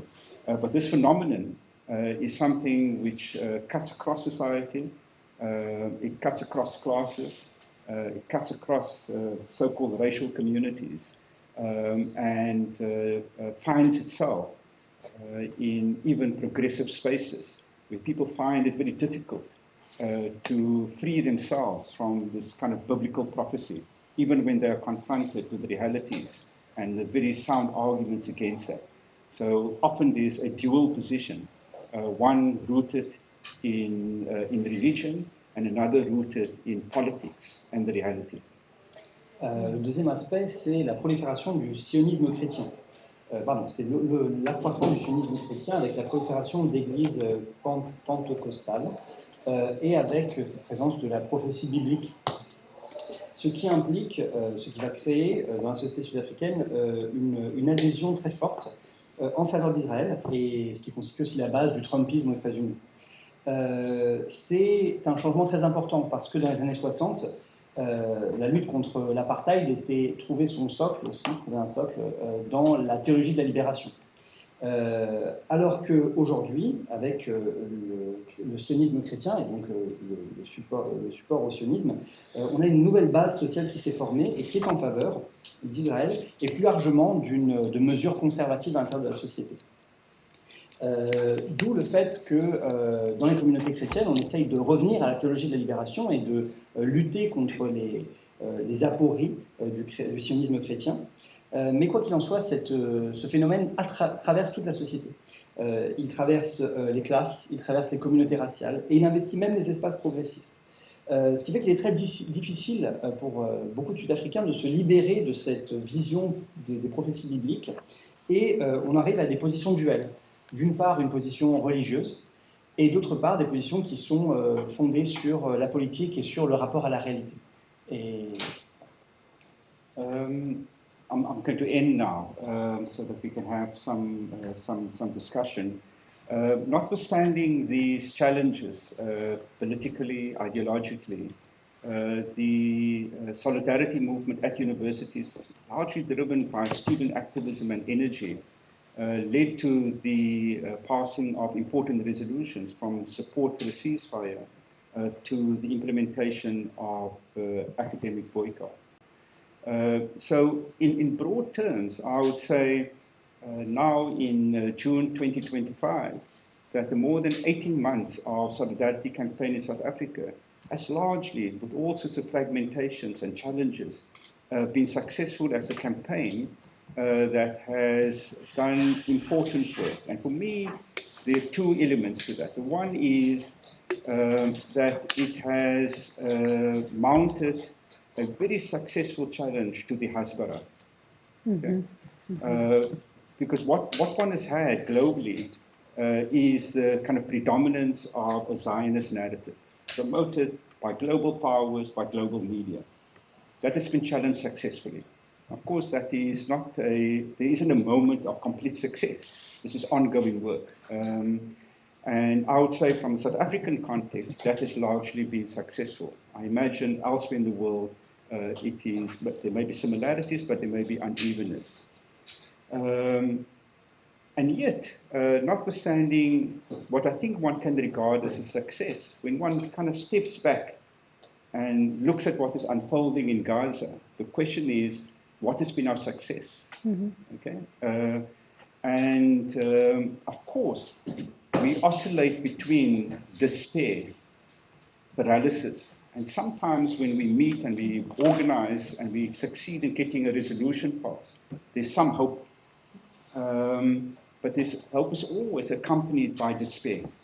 You wake up in the morning and you follow the news, and another child has been killed, another group of people queuing for food has been killed. And of course, this is not new.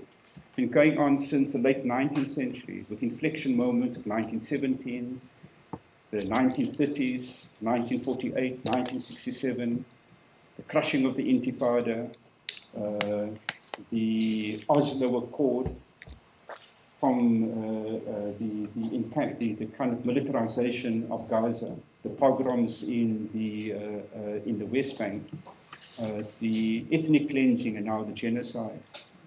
So last year, various Palestine solidarity movements came together to assess, because we felt a heavy burden. People have been going at this for a year, and there was a weightiness and a concern that we may not be able to get out of this sort of despair. And ultimately, after several hours of discussion, we came to a conclusion that people have come to every day, personally, when they get up in the morning, in the classrooms and in the movements. That one, we can't look away. And that notwithstanding kind of repeated murderous blows against Palestinian people and devastating impact on Gaza, Palestinian people have in fact shown the way, and that is that you've got to resist, which is where I started. You've got to resist. So who are we who don't face the daily deathly blows of one of the most pernicious military regimes in the world? Who are we to turn away? Who are we not to kind of stand with Palestinian people? And however difficult it is, out of this meeting, we concluded, as you can imagine, inevitably, that one needs to find different ways of building the solidarity in South Africa, across the continent, and continue, as the anti-apartheid movement did, to build networks across the world, because ultimately we cannot depend on our governments. And even the South African government, that probably has the most progressive and consistently progressive position in relation to Palestine, in our view, it has been the civil society, the grassroots movement that has kind of pushed the ANC to the left. And of course, there are debates within the ANC. There are people in the government who don't want to do this. There are other people in the government who want to do it. And their position has been bolstered by the civil society movement. And that's really where power lies. That is where the counter-power lies. The question is, what can we do globally to ensure that that counter-power can be successful over time? Thank you very much. Alors, pour en venir pour conclure, je dirais que, en revenant un petit peu sur ce mouvement de solidarité pour la Palestine et l'Afrique du Sud, le mouvement étudiant, notamment, a atteint des objectifs importants, notamment des résolutions. Et depuis 18 mois, il a notamment réussi, en Afrique du Sud, à mettre à mal la Hasbara, donc la propagande israélienne, c'est-à-dire le récit sioniste dominant, qui a été, disons, battu ou qui a été déconstruit avec succès, et qui est aussi porté par l'ensemble des médias et de pouvoir du Nord global. Je pense que ça doit être aussi le cas dans différents pays, mais peut-être pas de la même manière ou pas au même niveau. Cependant, même si quand on voit ce qui se passe en Palestine, on est obligé de se demander jusqu'où va notre succès. Et on oscille bien sûr entre un certain espoir et en même temps une forme de désespoir qui est toujours là, puisque tous les jours on se réveille en apprenant qu'un enfant a été tué, ou que des personnes en train de faire la queue pour avoir des aides alimentaires ont été assassinées, etc. Bien sûr, c'est quelque chose qui se poursuit depuis le 19e siècle, avec, comme on disait avant, des mouvements, des moments particulièrement violents, en 1917, 1948, 67, l'intifada, etc. Aujourd'hui, les pogroms en Cisjordanie, et bien sûr le nettoyage ethnique et le génocide. Et c'est dans ce cadre qu'ont eu lieu des réunions où tous les militants faisaient part de ce poids qu'ils ressentaient et de cette forme de désespoir et de leur impossibilité de tourner les yeux face à ce qui se passait en Palestine. Et je dirais, pour revenir un petit peu à ce que je disais en introduction, que c'est les Palestiniens, une nouvelle fois, qui nous montrent le chemin, à savoir qu'il faut résister. Et si les Palestiniens sont en mesure de résister face à un des régimes les plus pernicieux, un régime militaire les plus pernicieux au monde, qui sommes-nous, nous qui n'avons pas à affronter cette situation, pour ne pas nous tenir à leur côté? Bien sûr, se pose aujourd'hui la question de quelle manière on peut construire une solidarité globale. Bien sûr, encore une fois, on ne peut pas faire confiance au gouvernement. Et ce, même dans le cas sud-africain, où le gouvernement est le plus progressiste et le plus, disons, à gauche sur la question palestinienne. Mais malgré tout, ce sont les mouvements d'en bas, c'est la société civile qui a permis à l'intérieur du gouvernement que l'aile gauche l'emporte. Et donc de la même manière, on doit s'interroger où se trouvent des contre-pouvoirs et comment élaborer un contre-pouvoir non seulement national, comme en Afrique du Sud, mais global, pour faire face à ce qui se passe à Gaza. Voilà. Merci.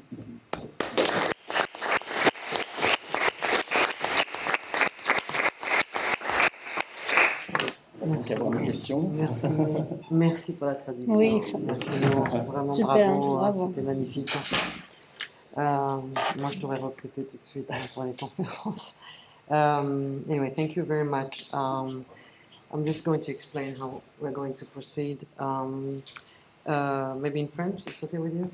Donc on va poser quelques questions entre Tal, merci Tal d'être là pour discuter les points, la présentation sur l'Afrique le mouvement de solidarité d'Afrique du Sud avec la Palestine, avec tout le background historique, et on va poser deux questions chacune, et après c'est à vous de poser les questions, et voilà, c'est très très important. Je voudrais quand même maybe I'll say it in English because it's I think what you said about the Durban conference, it's a key point, because nowadays because you don't have a lot of writing about it. You know, I was there at this conference, and there was a shift. I mean, the fact that you explained how you know, after like you know, there was a shift from this, when we talk about the South, from like say Algeria, etc., or Asia to South Africa. I think this is what happened when the Durban conference and the South Africans took the question of Palestine in hand. Because I remember the accusation was like the fundamentalists. There was like a lot of attacks against the Indian community, Muslim communities, and trying to say that it's a kind of organization, Muslim fundamentalist organization, anti-Semite. I remember all this. So this is really important. I hope it will open up also writing and discussion around this question of Durban and the shift that the mobilization around the Palestine question, it was a turn, yeah, for the mobilization. Just to finish with one point, you're talking about resistance, and you know you have the word in Arabic, sumud, that the Palestinians use, and it's always a discussion, how do we translate sumud? And I always, you know, suggest that I don't think we should just use one word. And what you just said, like South African, maybe there's a word proper in Zulu or maybe in Afrikaans, I don't know, that we can translate, the word sumud, but it's each experience give us a translation of the sumud of the Palestinian. So maybe Tal, if you want to ask a question. Do you want to say it in French? Non, c'est bon, reste en anglais. Tu veux le dire en français? Non, je répondrai quand tu donneras la réponse. Ouais. Okay. So first of all, thank you very much, Noor, and thank you for inviting me. Thank you, Sadia.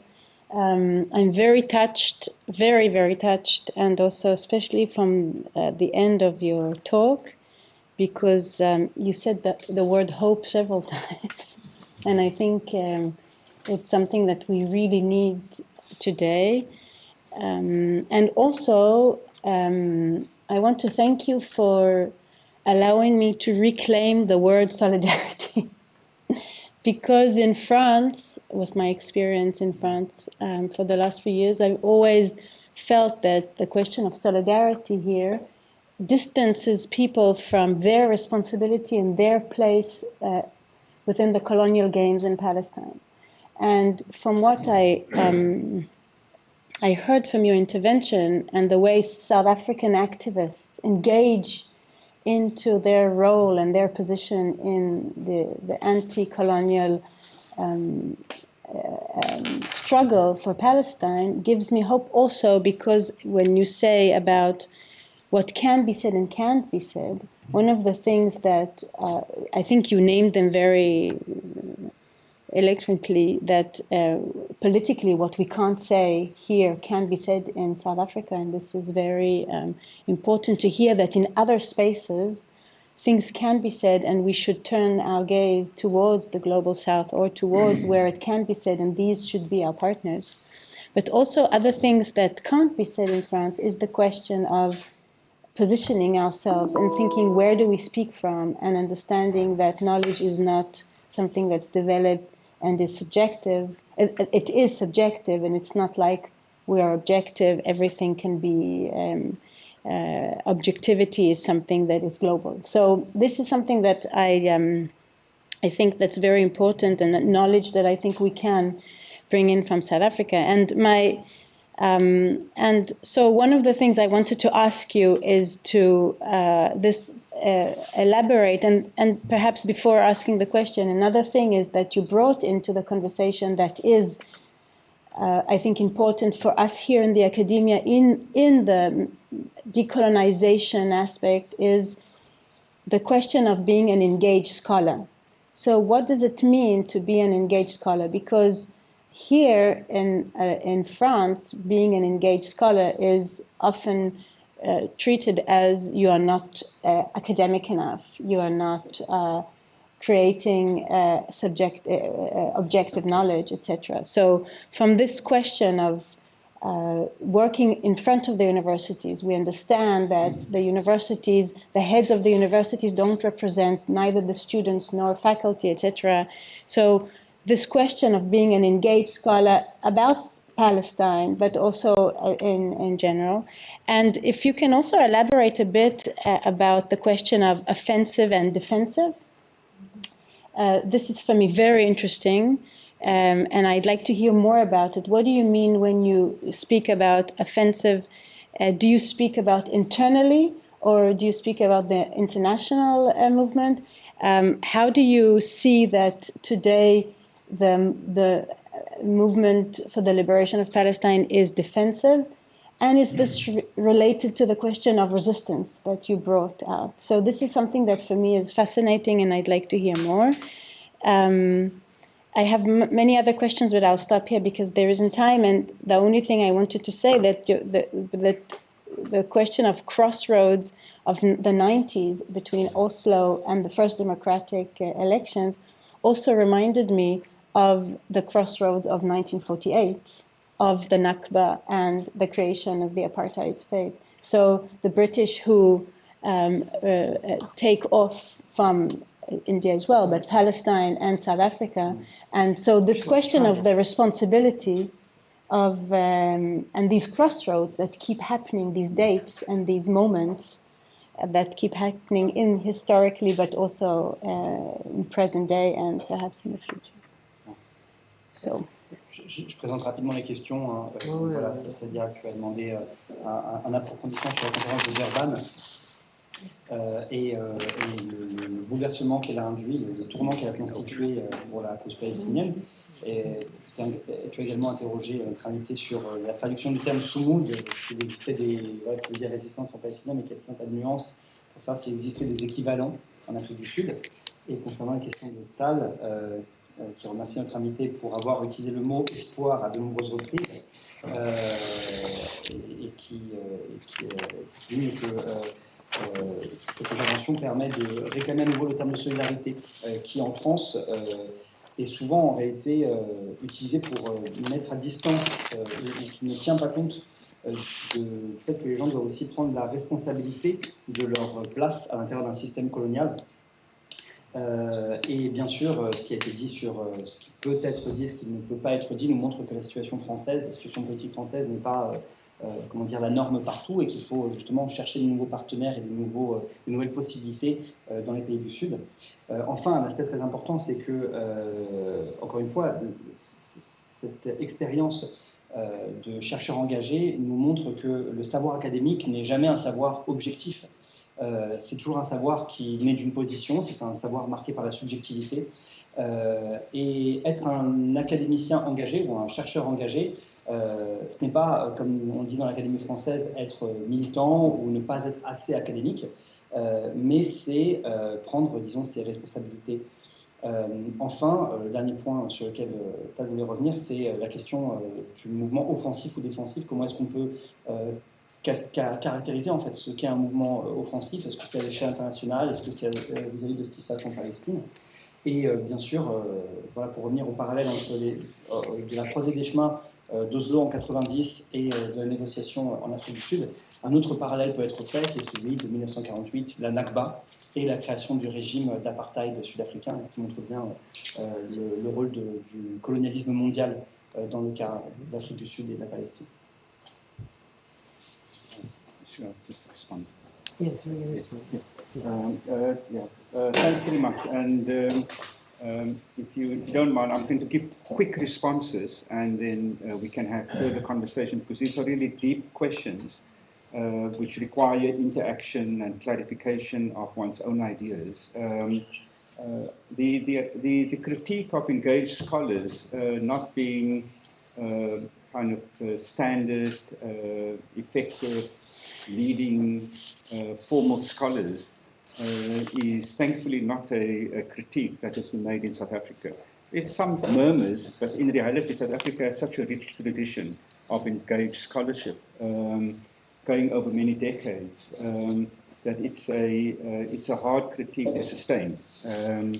And there's a tradition going back especially to the 1970s and the 1980s of universities being one of the key sites of the development of radical ideas, of university academics being involved in the building of trade unions, while at the same time very rapidly becoming professors, right? And in fact show that the two are not mutually exclusive.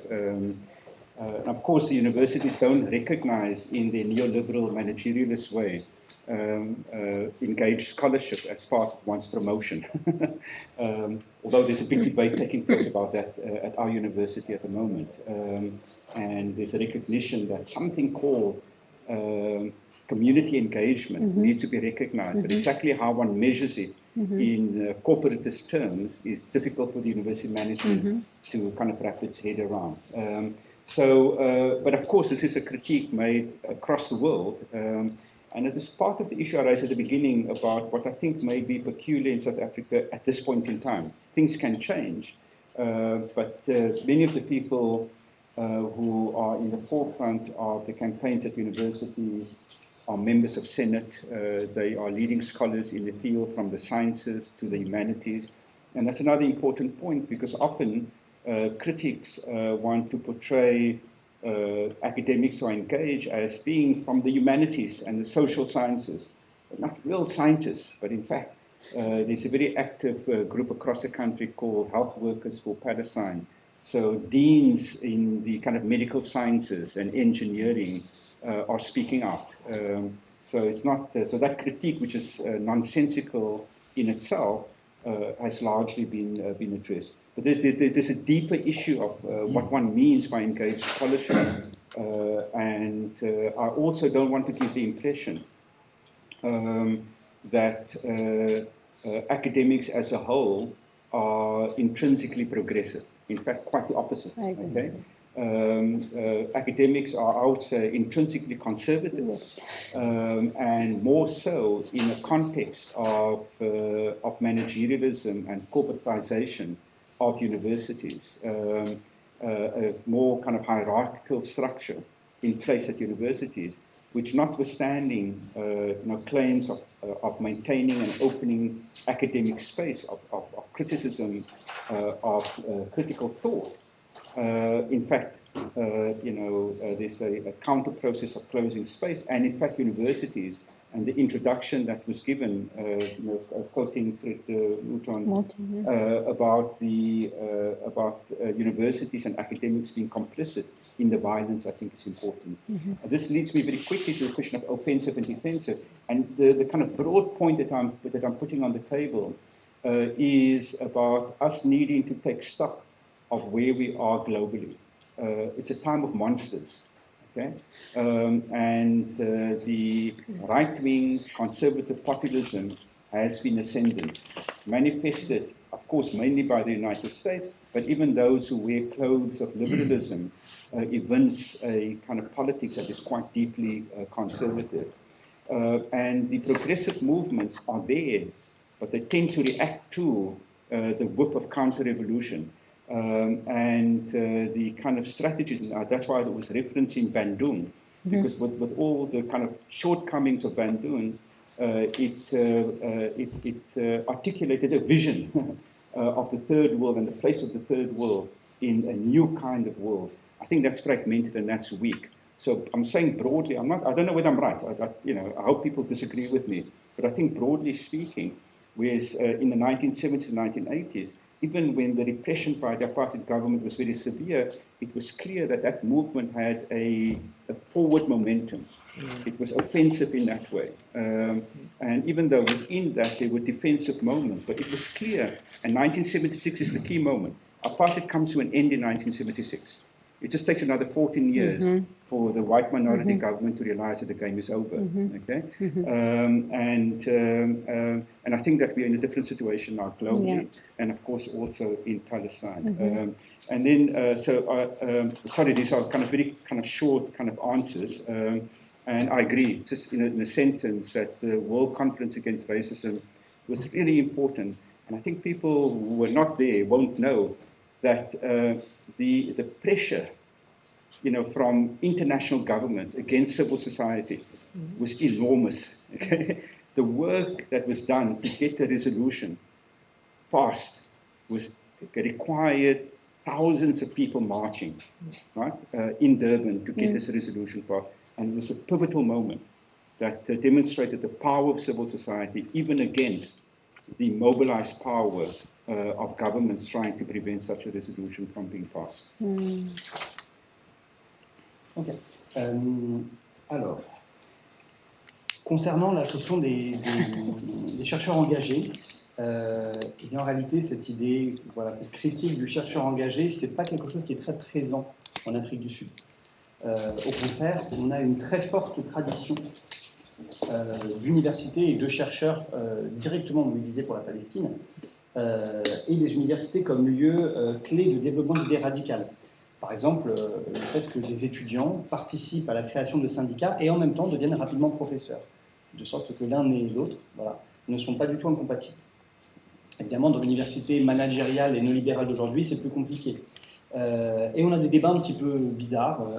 Par exemple, ces universités reconnaissent la nécessité de gratifier le community engagement, l'engagement pour la communauté, mais ne savent pas exactement de quelle manière de le faire dans un cadre managérial.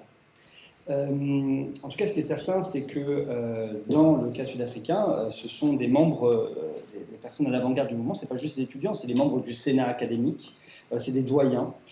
C'est aussi pas seulement des personnes des humanités, des sciences sociales, mais des scientifiques, voilà, des vrais scientifiques.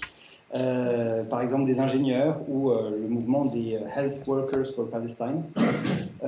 Bon, cela étant, l'académie n'est pas intrinsèquement progressiste. Voilà. Je voudrais défaire ce mythe. Au contraire, elle est intrinsèquement conservative. Notamment l'académie aujourd'hui, voilà, qui est marquée par les structures hiérarchiques, managériales. Donc bref, voilà. Et concernant la question de l'offensif ou du défensif, d'un mouvement offensif ou défensif, il faut vraiment s'interroger sur où en est-on aujourd'hui, globalement. Et aujourd'hui, voilà, c'est une époque où naissent des monstres, et notamment l'extrême droite aux États-Unis, mais pas seulement, puisque de nombreux pays, de nombreux régimes politiques sont d'extrême droite sous le masque du libéralisme. Donc on est dans une période de contre-révolution. Et c'est en ça que j'ai cité l'exemple de Bandung, parce que Bandung, avec tous ses défauts et toutes ses limites, avait quand même inauguré une vision et un horizon politique différent qui était celui du tiers-monde. Et donc, pour le dire rapidement, mais le mouvement en Afrique du Sud dans les années 70, même quand il était très durement réprimé, avait un forward momentum, je ne sais pas comment traduire ça, aller de l'avant. Voilà, il avait une poussée vers l'avant. Et en réalité, l'apartheid se termine avec la révolte de Soweto. Il se termine en 1976, même si la classe dominante et la classe dirigeante blanche mettra 14 ans à s'en rendre compte. Donc voilà, il faut être conscient qu'on est dans un contexte complètement différent. Et pour en revenir à la conférence de Durban contre le racisme, oui, je confirme, j'étais aussi comme Sadia, et seuls ceux qui ont été ont pu se rendre compte d'à quel point cette conférence s'est faite, elle a matérialisé une victoire de la société civile contre des pressions de gouvernements organisés, pour ne pas faire passer de mesures. Et ce passage des mesures, il a été obtenu parce que des milliers de personnes ont marché dans les rues de Durban, et donc c'est vraiment une victoire de la société civile et de ses capacités d'organisation. Merci beaucoup. On va passer aux questions. Je ne pose pas la mienne parce que... Oui. Alors, il y a deux questions. On fait un tour de questions, mais on fait un tour de questions. 2 ou 3 questions, très bien. Okay. Ouais. Monsieur, le jeune homme, pardon, monsieur. Allez-y. Oui.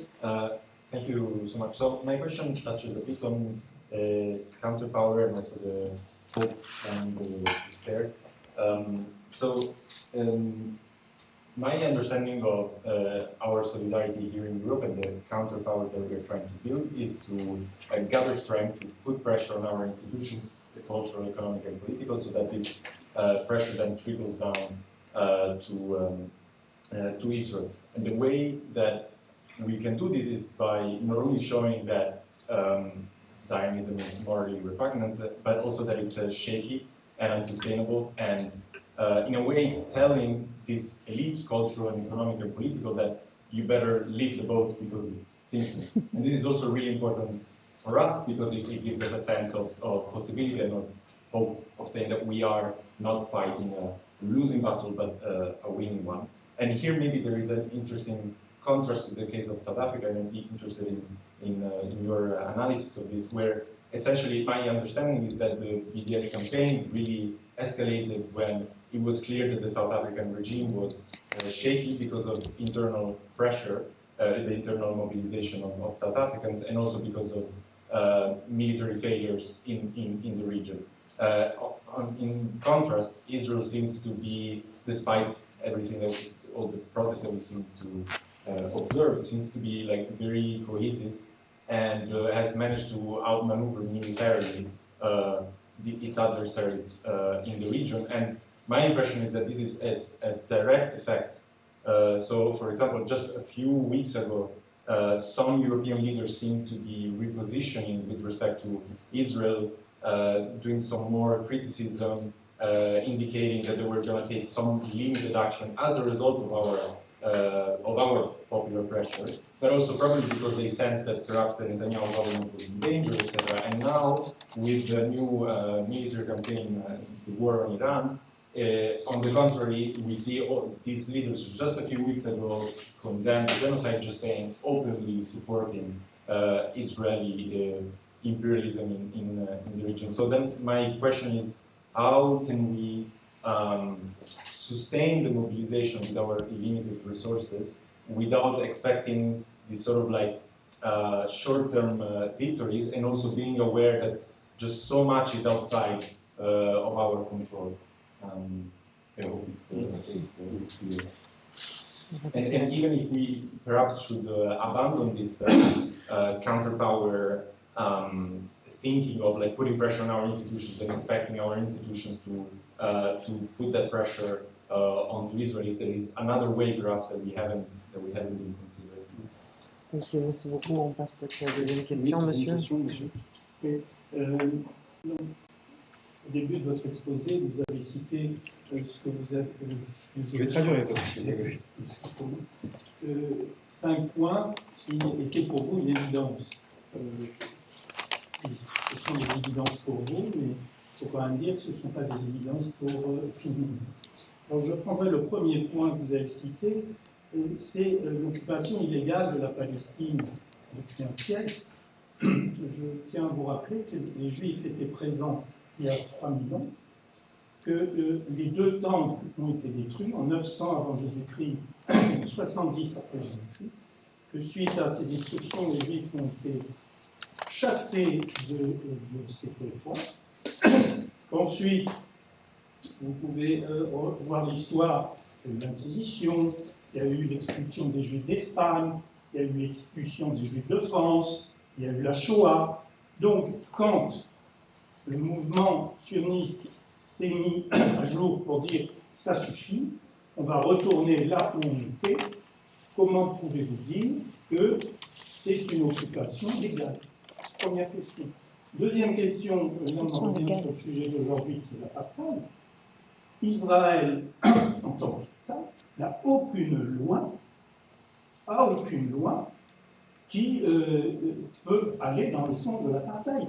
Vous avez 20% d'Arabes qui vivent en Israël, ils ont exactement les mêmes droits que les Juifs et que les Chrétiens. Donc l'apartheid, je ne sais pas d'où il vient.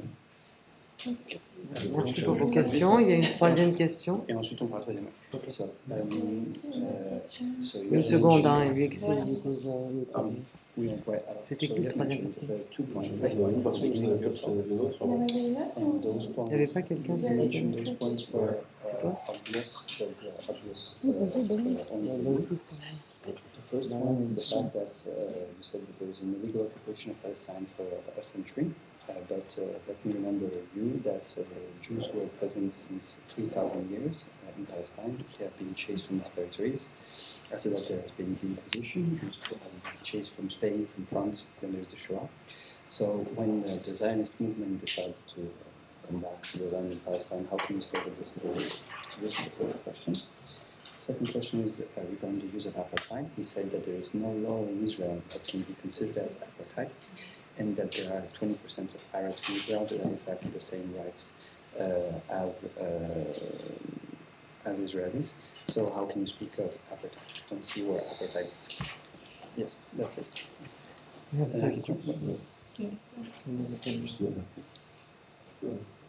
Thank you very much. I had just a very simple question to have a little bit more about the context of the relationships between today's South Africa and Israel. I'd like to have a broad picture of what are the relationships between them, because in fact they should have. Because if you don't have an academic boycott as in every university, I don't know the context, but it means that it is possible to have in South Africa relationship with Israeli university until today. So I would like to have like more information about the actual relationship between the two states at the level of the state, but also at the level of the society, like circulation of people and goods also, because and it's linked to the second part of my question around BDS. What is the level of BDS of the state of South Africa? And what are the class relationships in order to push for BDS in South Africa? How it is related also to political parties there. And another part of my question is the position of the civil society in South Africa and toward the state for the question of the BDS, but and decolonial thinking at the level of Africa itself and the Africa Unity and the Africa Union. and how it is stopped and pushed in the universities in South Africa with other Africans, and also with the workers. I was thinking about dockers in different ports, cities in South Africa, and how it is coordinated or not connected with them.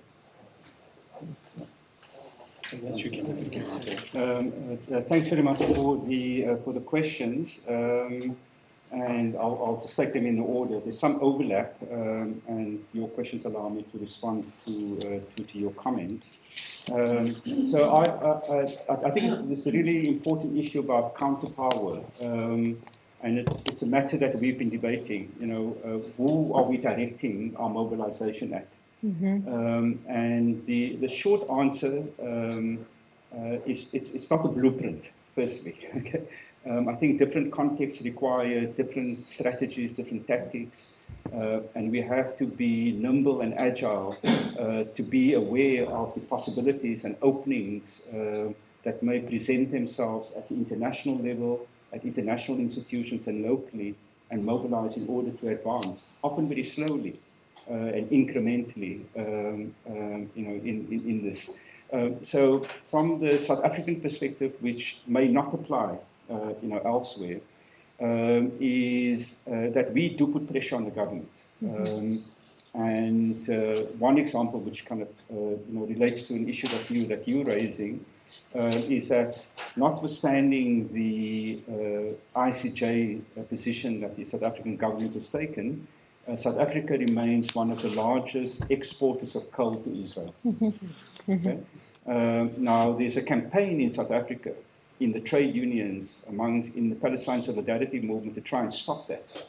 And so when workers in Marseille refuse to load a ship, then we celebrate that because we see that as part of a broader movement. And then we apply pressure because we are also aware that there are differences within the government on these issues. So I don't think that we should abandon the idea of counterpower in the way that you are articulating counterpower as trying to influence institutions at the global level and at the national level. Because if we concede that space, then we're not able to influence and to change policy and direction where it is possible. So, of course, it is true that you know, politicians speak with forked tongues. Okay, and you know, in one day they utter for the first time the word genocide, and then the next day they say we stand with Israel. Israel has the right to defend itself. Okay, and they can do whatever, carte blanche. I think that what we have to be doing, and again I'm reflecting on conversations in South Africa, is how do we change our tactics and recognize that it remains important to put pressure successfully on northern governments to change direction. That is pivotal. Okay, and that requires a range of things. You know, it requires thinking about BRICS. Okay, Brazil, Russia, India, China, South Africa. That is riddled with contradictions.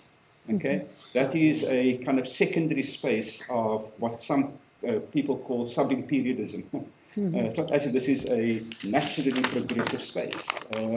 It is complicated, but we have to engage in all of these theatres of struggle. And the more people there are, the more it is, the more one can kind of you know, shift direction. Yeah, so you know, that's a sort of response to that. So you know, Ilan Pathé from October, for a long time, but especially from October 23, said this is the end game for Zionism. Okay, this is it. This is desperation. But we do know that in the act of desperation, you know, you have monstrous policies. Right? It's a dying system. It has no validity. Okay, short of the support that it has from the big powers, and very importantly, the capacity it has had, which is the apartheid government also had for a period, to unite in South Africa white people around the project of whiteness, around the project of racism, around the project of subjugation and occupation. that still remains the case broadly in Israel. Okay? And again, the people here, there's been a long debate about within the left in Israel about how to organize, how to campaign in the trade unions and the like. There's a long debate about how one fractures that support around. And every time there's a glimpse of people being utterly repulsed by Netanyahu, there appears to be hope. But there are also contradictions. So the marches against the war has not been a march in recognition of the genocide of the Palestinian people, but it's been about stopping the war to get the hostages back. Okay. Again, one can have a position about that, but it's not the experiences of Palestinian people, and it's not been at the center of those mobilizations on the streets. So again, it's all contradictory. I'm sorry, I didn't get your name, but it's not important. We've had this debate for decades. Your reality is not my reality. Your reality is not the reality of Palestinian people. And we'll go around in circles. There's a certain, there's a reality that is constructed by ideology. Then there's a reality on the ground. Okay? And the reality on the ground is not a denial of the presence of Jewish people in the Middle East. It's never been. To even raise that is strange. Okay? I can't get my head around anyone saying that there's a question that I or anyone has said or questioned the presence of Jewish people in the Middle East. It's never been the case. Never been. In fact, the Palestine freedom movement is about creating a unified state for all the people of the land. It's not an exclusionary project. Zionism is an exclusionary project. Okay? The freedom of Palestinian people, like it was the case of the freedom of black people in South Africa, is also about the freedom of Jewish people. To be freed from racism, to be freed from supporting genocide. That's real freedom. Huh? When the Palestinian people are free, the Jewish people in Israel will finally be free. Huh? They don't believe that, okay, because of decades of occupation and of supporting a regime, but that is what their freedom, that is ultimately all the years and decades of persecution of Jewish people. Okay? Their freedom is intertwined with the freedom of Palestinian people. But there are also just historical untruths that the position that you articulate is steeped in. To raise the presence of Jewish people in Palestine and equate that with the occupation that has taken place from the 19th century, which has very specific circumstances. This was a moment, Berlin 1885, in which there was a convergence of imperialism, of colonialism, of racism, in which the idea of subjugated black people was central to the colonial project. That is what Israel represents. Okay? Saying all of that is not a denial. It's never been a denial of pogroms against Jewish people. It's never been a denial of the Holocaust. Not at all. Okay? So that's a reality. And what one has had, and the facts speak for themselves. One has to only look at the map of Palestine before 1917, at the time of the Balfour Declaration, and look at the map of Palestine today. That's a reality. Right? You have to look at the illegal occupations that take place daily on the West Bank. That's a reality. It's not my reality. It's there on the ground. One can even Google it to see what the reality is. So it's not an ideologically constructed reality. It's there. 60,000 people have been killed in Gaza that we know of. That's not my reality. That's a reality. It's there. And it's an undercounting of how many people have died. The fact that every day the Israeli occupied forces kill people by the dozen who queue for food. It's not something I invent. It's a reality. Scholasticide is reality. It's not my invention. The occupation is illegal because it has stolen the land from the indigenous people, from the Palestinians. Campaigning against occupation is not a campaign, it's not a campaign against Jewish people. It's reaching out to Jewish people and saying, our freedoms are intertwined. Those who take an opposite position only imagine that freedom is for a religiously and ethnically defined group, and it's a freedom against other freedoms, against other people.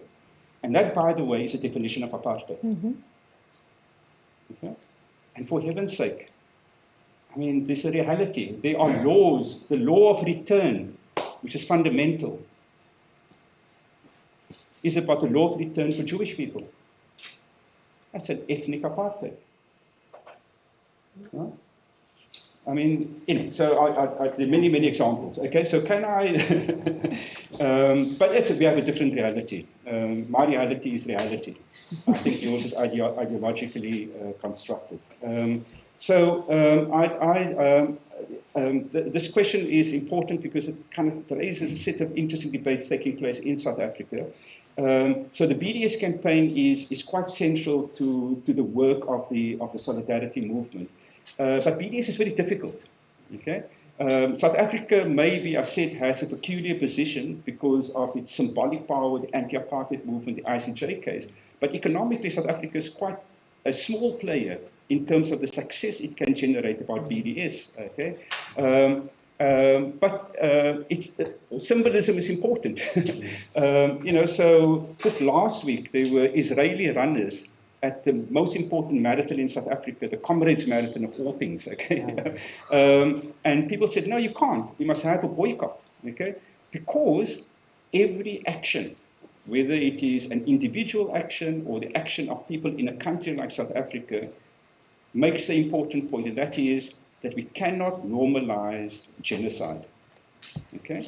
And therefore, every space, every opportunity to render that normalization, to unsettle that normalization is fundamentally important, with all of the complications. Africa is crucially important. What Israel has done on the continent has been to try and create entanglements with the elite. And that has happened on an economic basis and also militarily. Okay? There's significant research coming out showing how the military-industrial complex, which is not only Israel, it's kind of the United States and other countries, have over a long time, especially over the last 10, 15 years, made significant inroads in establishing bases, in kind of drawing the elites into their circuits of accumulation around land, around the military, and so on, to compromise the elites. And that is why one had the ridiculous position a few years ago, where a few African governments supported the idea of Israel having observer status at the African Union. It was unbelievable. And it was just 2 or 3 countries. And when you kind of pull open the curtain to see who is doing it and what their economic and military interests are, it's clear, absolutely clear. Okay? And once those were revealed, the African Union had to kind of retreat from that position. There's so many things, but let me just, you're asking a big question about class relations. So let me say that it is always uneven. There are, of course, class tensions, and the question of coal in particular has shone a very sharp light on some of those class contradictions. Because what one has is one of the big multinational companies called Glencore, which has its headquarters in Switzerland, of all places, and is having its AGM soon, at which there's going to be a big demonstration, is a South African-born company, okay? And it is a key player in international coal. and is in fact the big supplier from South African mines of coal to Israel. Now, implicated in that are key ANC leaders. Okay, so Patrice Motsepe, who just happens to be the brother-in-law of Cyril Ramaphosa, our president, has investments in Glencore. Okay, he also, by the way, is the head of CAF, right, the African Football Association, and therefore has a place at the table of FIFA. Okay, so what I'm showing just by using that example anecdotally is the entanglements of class and race and the way it plays out in this question. But let me pause there. I think we'll have the translation. Oh, sorry, I apologize. And then I think we'll need to finish. And we can ask questions after because it's already past 8. C'est déjà après 8 heures, donc on va voir la traduction. On va arrêter et on peut discuter après. Je vais être synthétique. Alors, vous avez posé une question sur la définition sur comment est-ce qu'on peut agir à la recherche d'un contre-pouvoir et si c'était vraiment une stratégie valable que de mettre de la pression sur nos institutions avec toutes les difficultés que cela comporte. Pour le cas de l'Afrique du Sud, oui, il faut tenir compte des opportunités qui se révèlent, aussi bien des ouvertures locales ou internationales, et on avance toujours lentement et de manière incrémentale. Les militants sud-africains ont mis pression sur le gouvernement, par exemple, en tenant compte du fait que l'Afrique du Sud est le plus grand exportateur de charbon vers Israël. Et de la même manière que les Français peuvent se réjouir lorsque des dockers à Marseille vont bloquer un navire d'armement, on est conscient aussi qu'il s'agit d'un espace et d'une lutte dans les institutions qu'il ne faut jamais abandonner. C'est vrai que les politiciens ont une langue fourchue et qu'on ne peut pas vraiment leur faire confiance. Mais cela dit, les BRICS, donc voilà, c'est quoi? C'est Inde, Chine, Afrique du Sud, Brésil et la Chine. Voilà. Tous ces pays-là sont des pays qui sont pleins de contradictions. Ce ne sont pas du tout des pays qui sont progressistes. Et c'est pour ça aussi que ce sont des théâtres de lutte importants. Concernant le sionisme, vous avez dit qu'un des arguments qui était utilisé par les mobilisations, c'était que le sionisme était en bout de course et que il était en crise complète. Et c'est ce que dit Ilan Pappé, il a toujours dit, mais il le dit particulièrement depuis 2023, à savoir que c'est la fin pour le sionisme, mais qui dit la fin dit aussi une forme de politique monstrueuse, de désespoir et de violence. Et il y a quelque chose qu'on retrouve aussi dans l'Afrique du Sud au moment où l'apartheid était en crise, c'est-à-dire une unité en faveur d'un projet de racisme, en faveur d'un projet de subjugation, en faveur de la blanchité. Donc voilà, c'est l'idée même le constat de fin est un constat qu'il faut nuancer. Et concernant la manière dont on peut essayer de fracturer le support pour le sionisme dans la société israélienne, eh ben, comme toutes les sociétés, c'est une société qui est pleine de contradictions. Et par exemple, les marches contre la guerre n'ont pas été faites pour protéger les Palestiniens ou contre le génocide des Palestiniens, mais uniquement en priorité pour ramener les otages. Elles n'ont pas mis au cœur de leurs revendications l'expérience vécue des Palestiniens. J'en viens aux deux autres questions qui suivaient. Donc votre réalité n'est pas ma réalité. Je pense qu'il y a des réalités qui sont construites par un rapport avec le réel, et avec le terrain, et d'autres qui sont construites par l'idéologie. Jamais personne que je connaisse, dans toute mon expérience de militance, jamais personne que je n'ai vu, jamais personne dans le mouvement, n'a remis en question l'expérience juive et la présence juive au Moyen-Orient. Par ailleurs, la lutte pour une Palestine libre est une lutte qui consiste à créer un projet de société unifiée, un État unifié. C'est le sionisme qui porte un projet d'exclusion.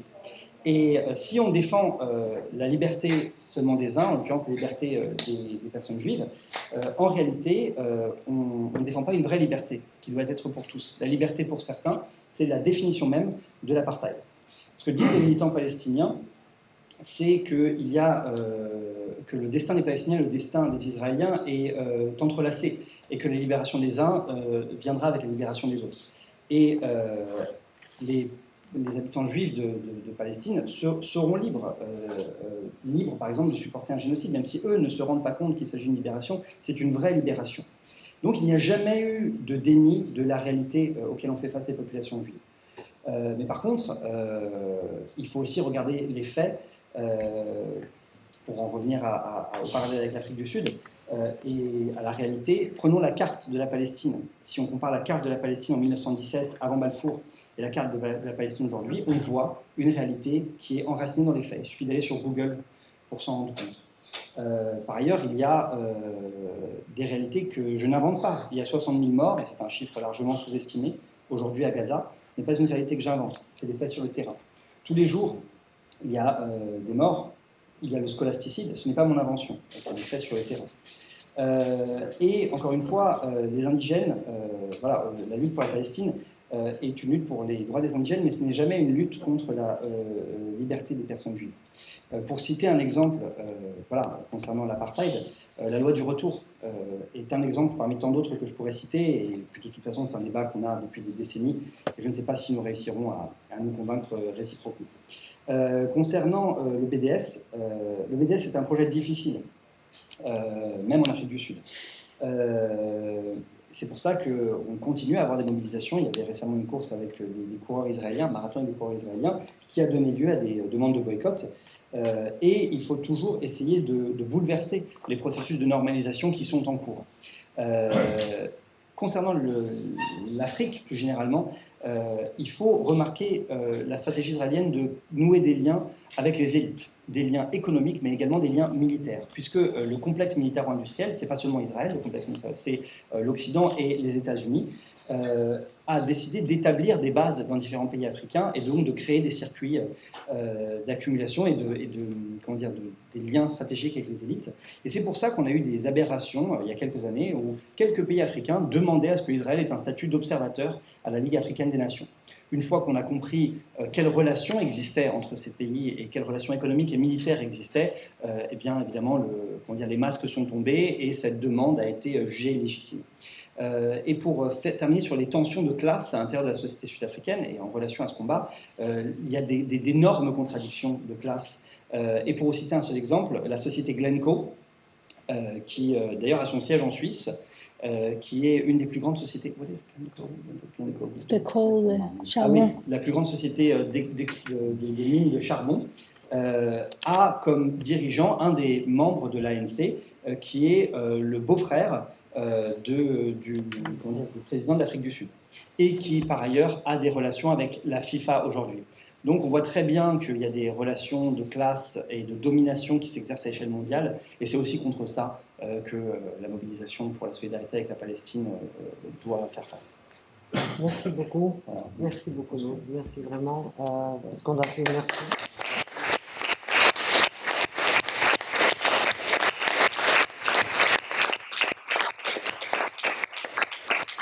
Si vous avez des questions, on peut les poser, parce que là, on doit quitter la salle.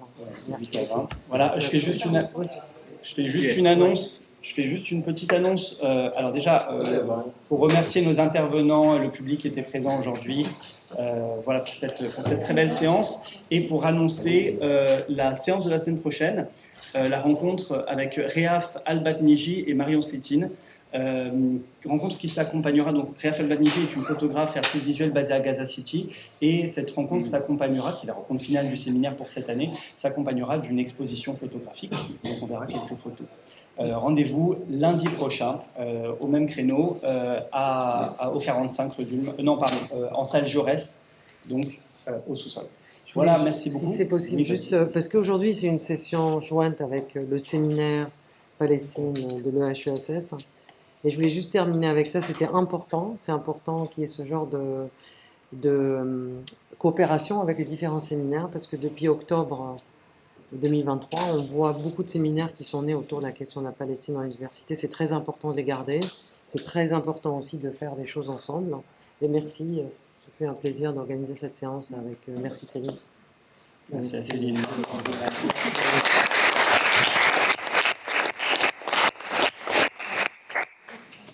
Okay. Thank you.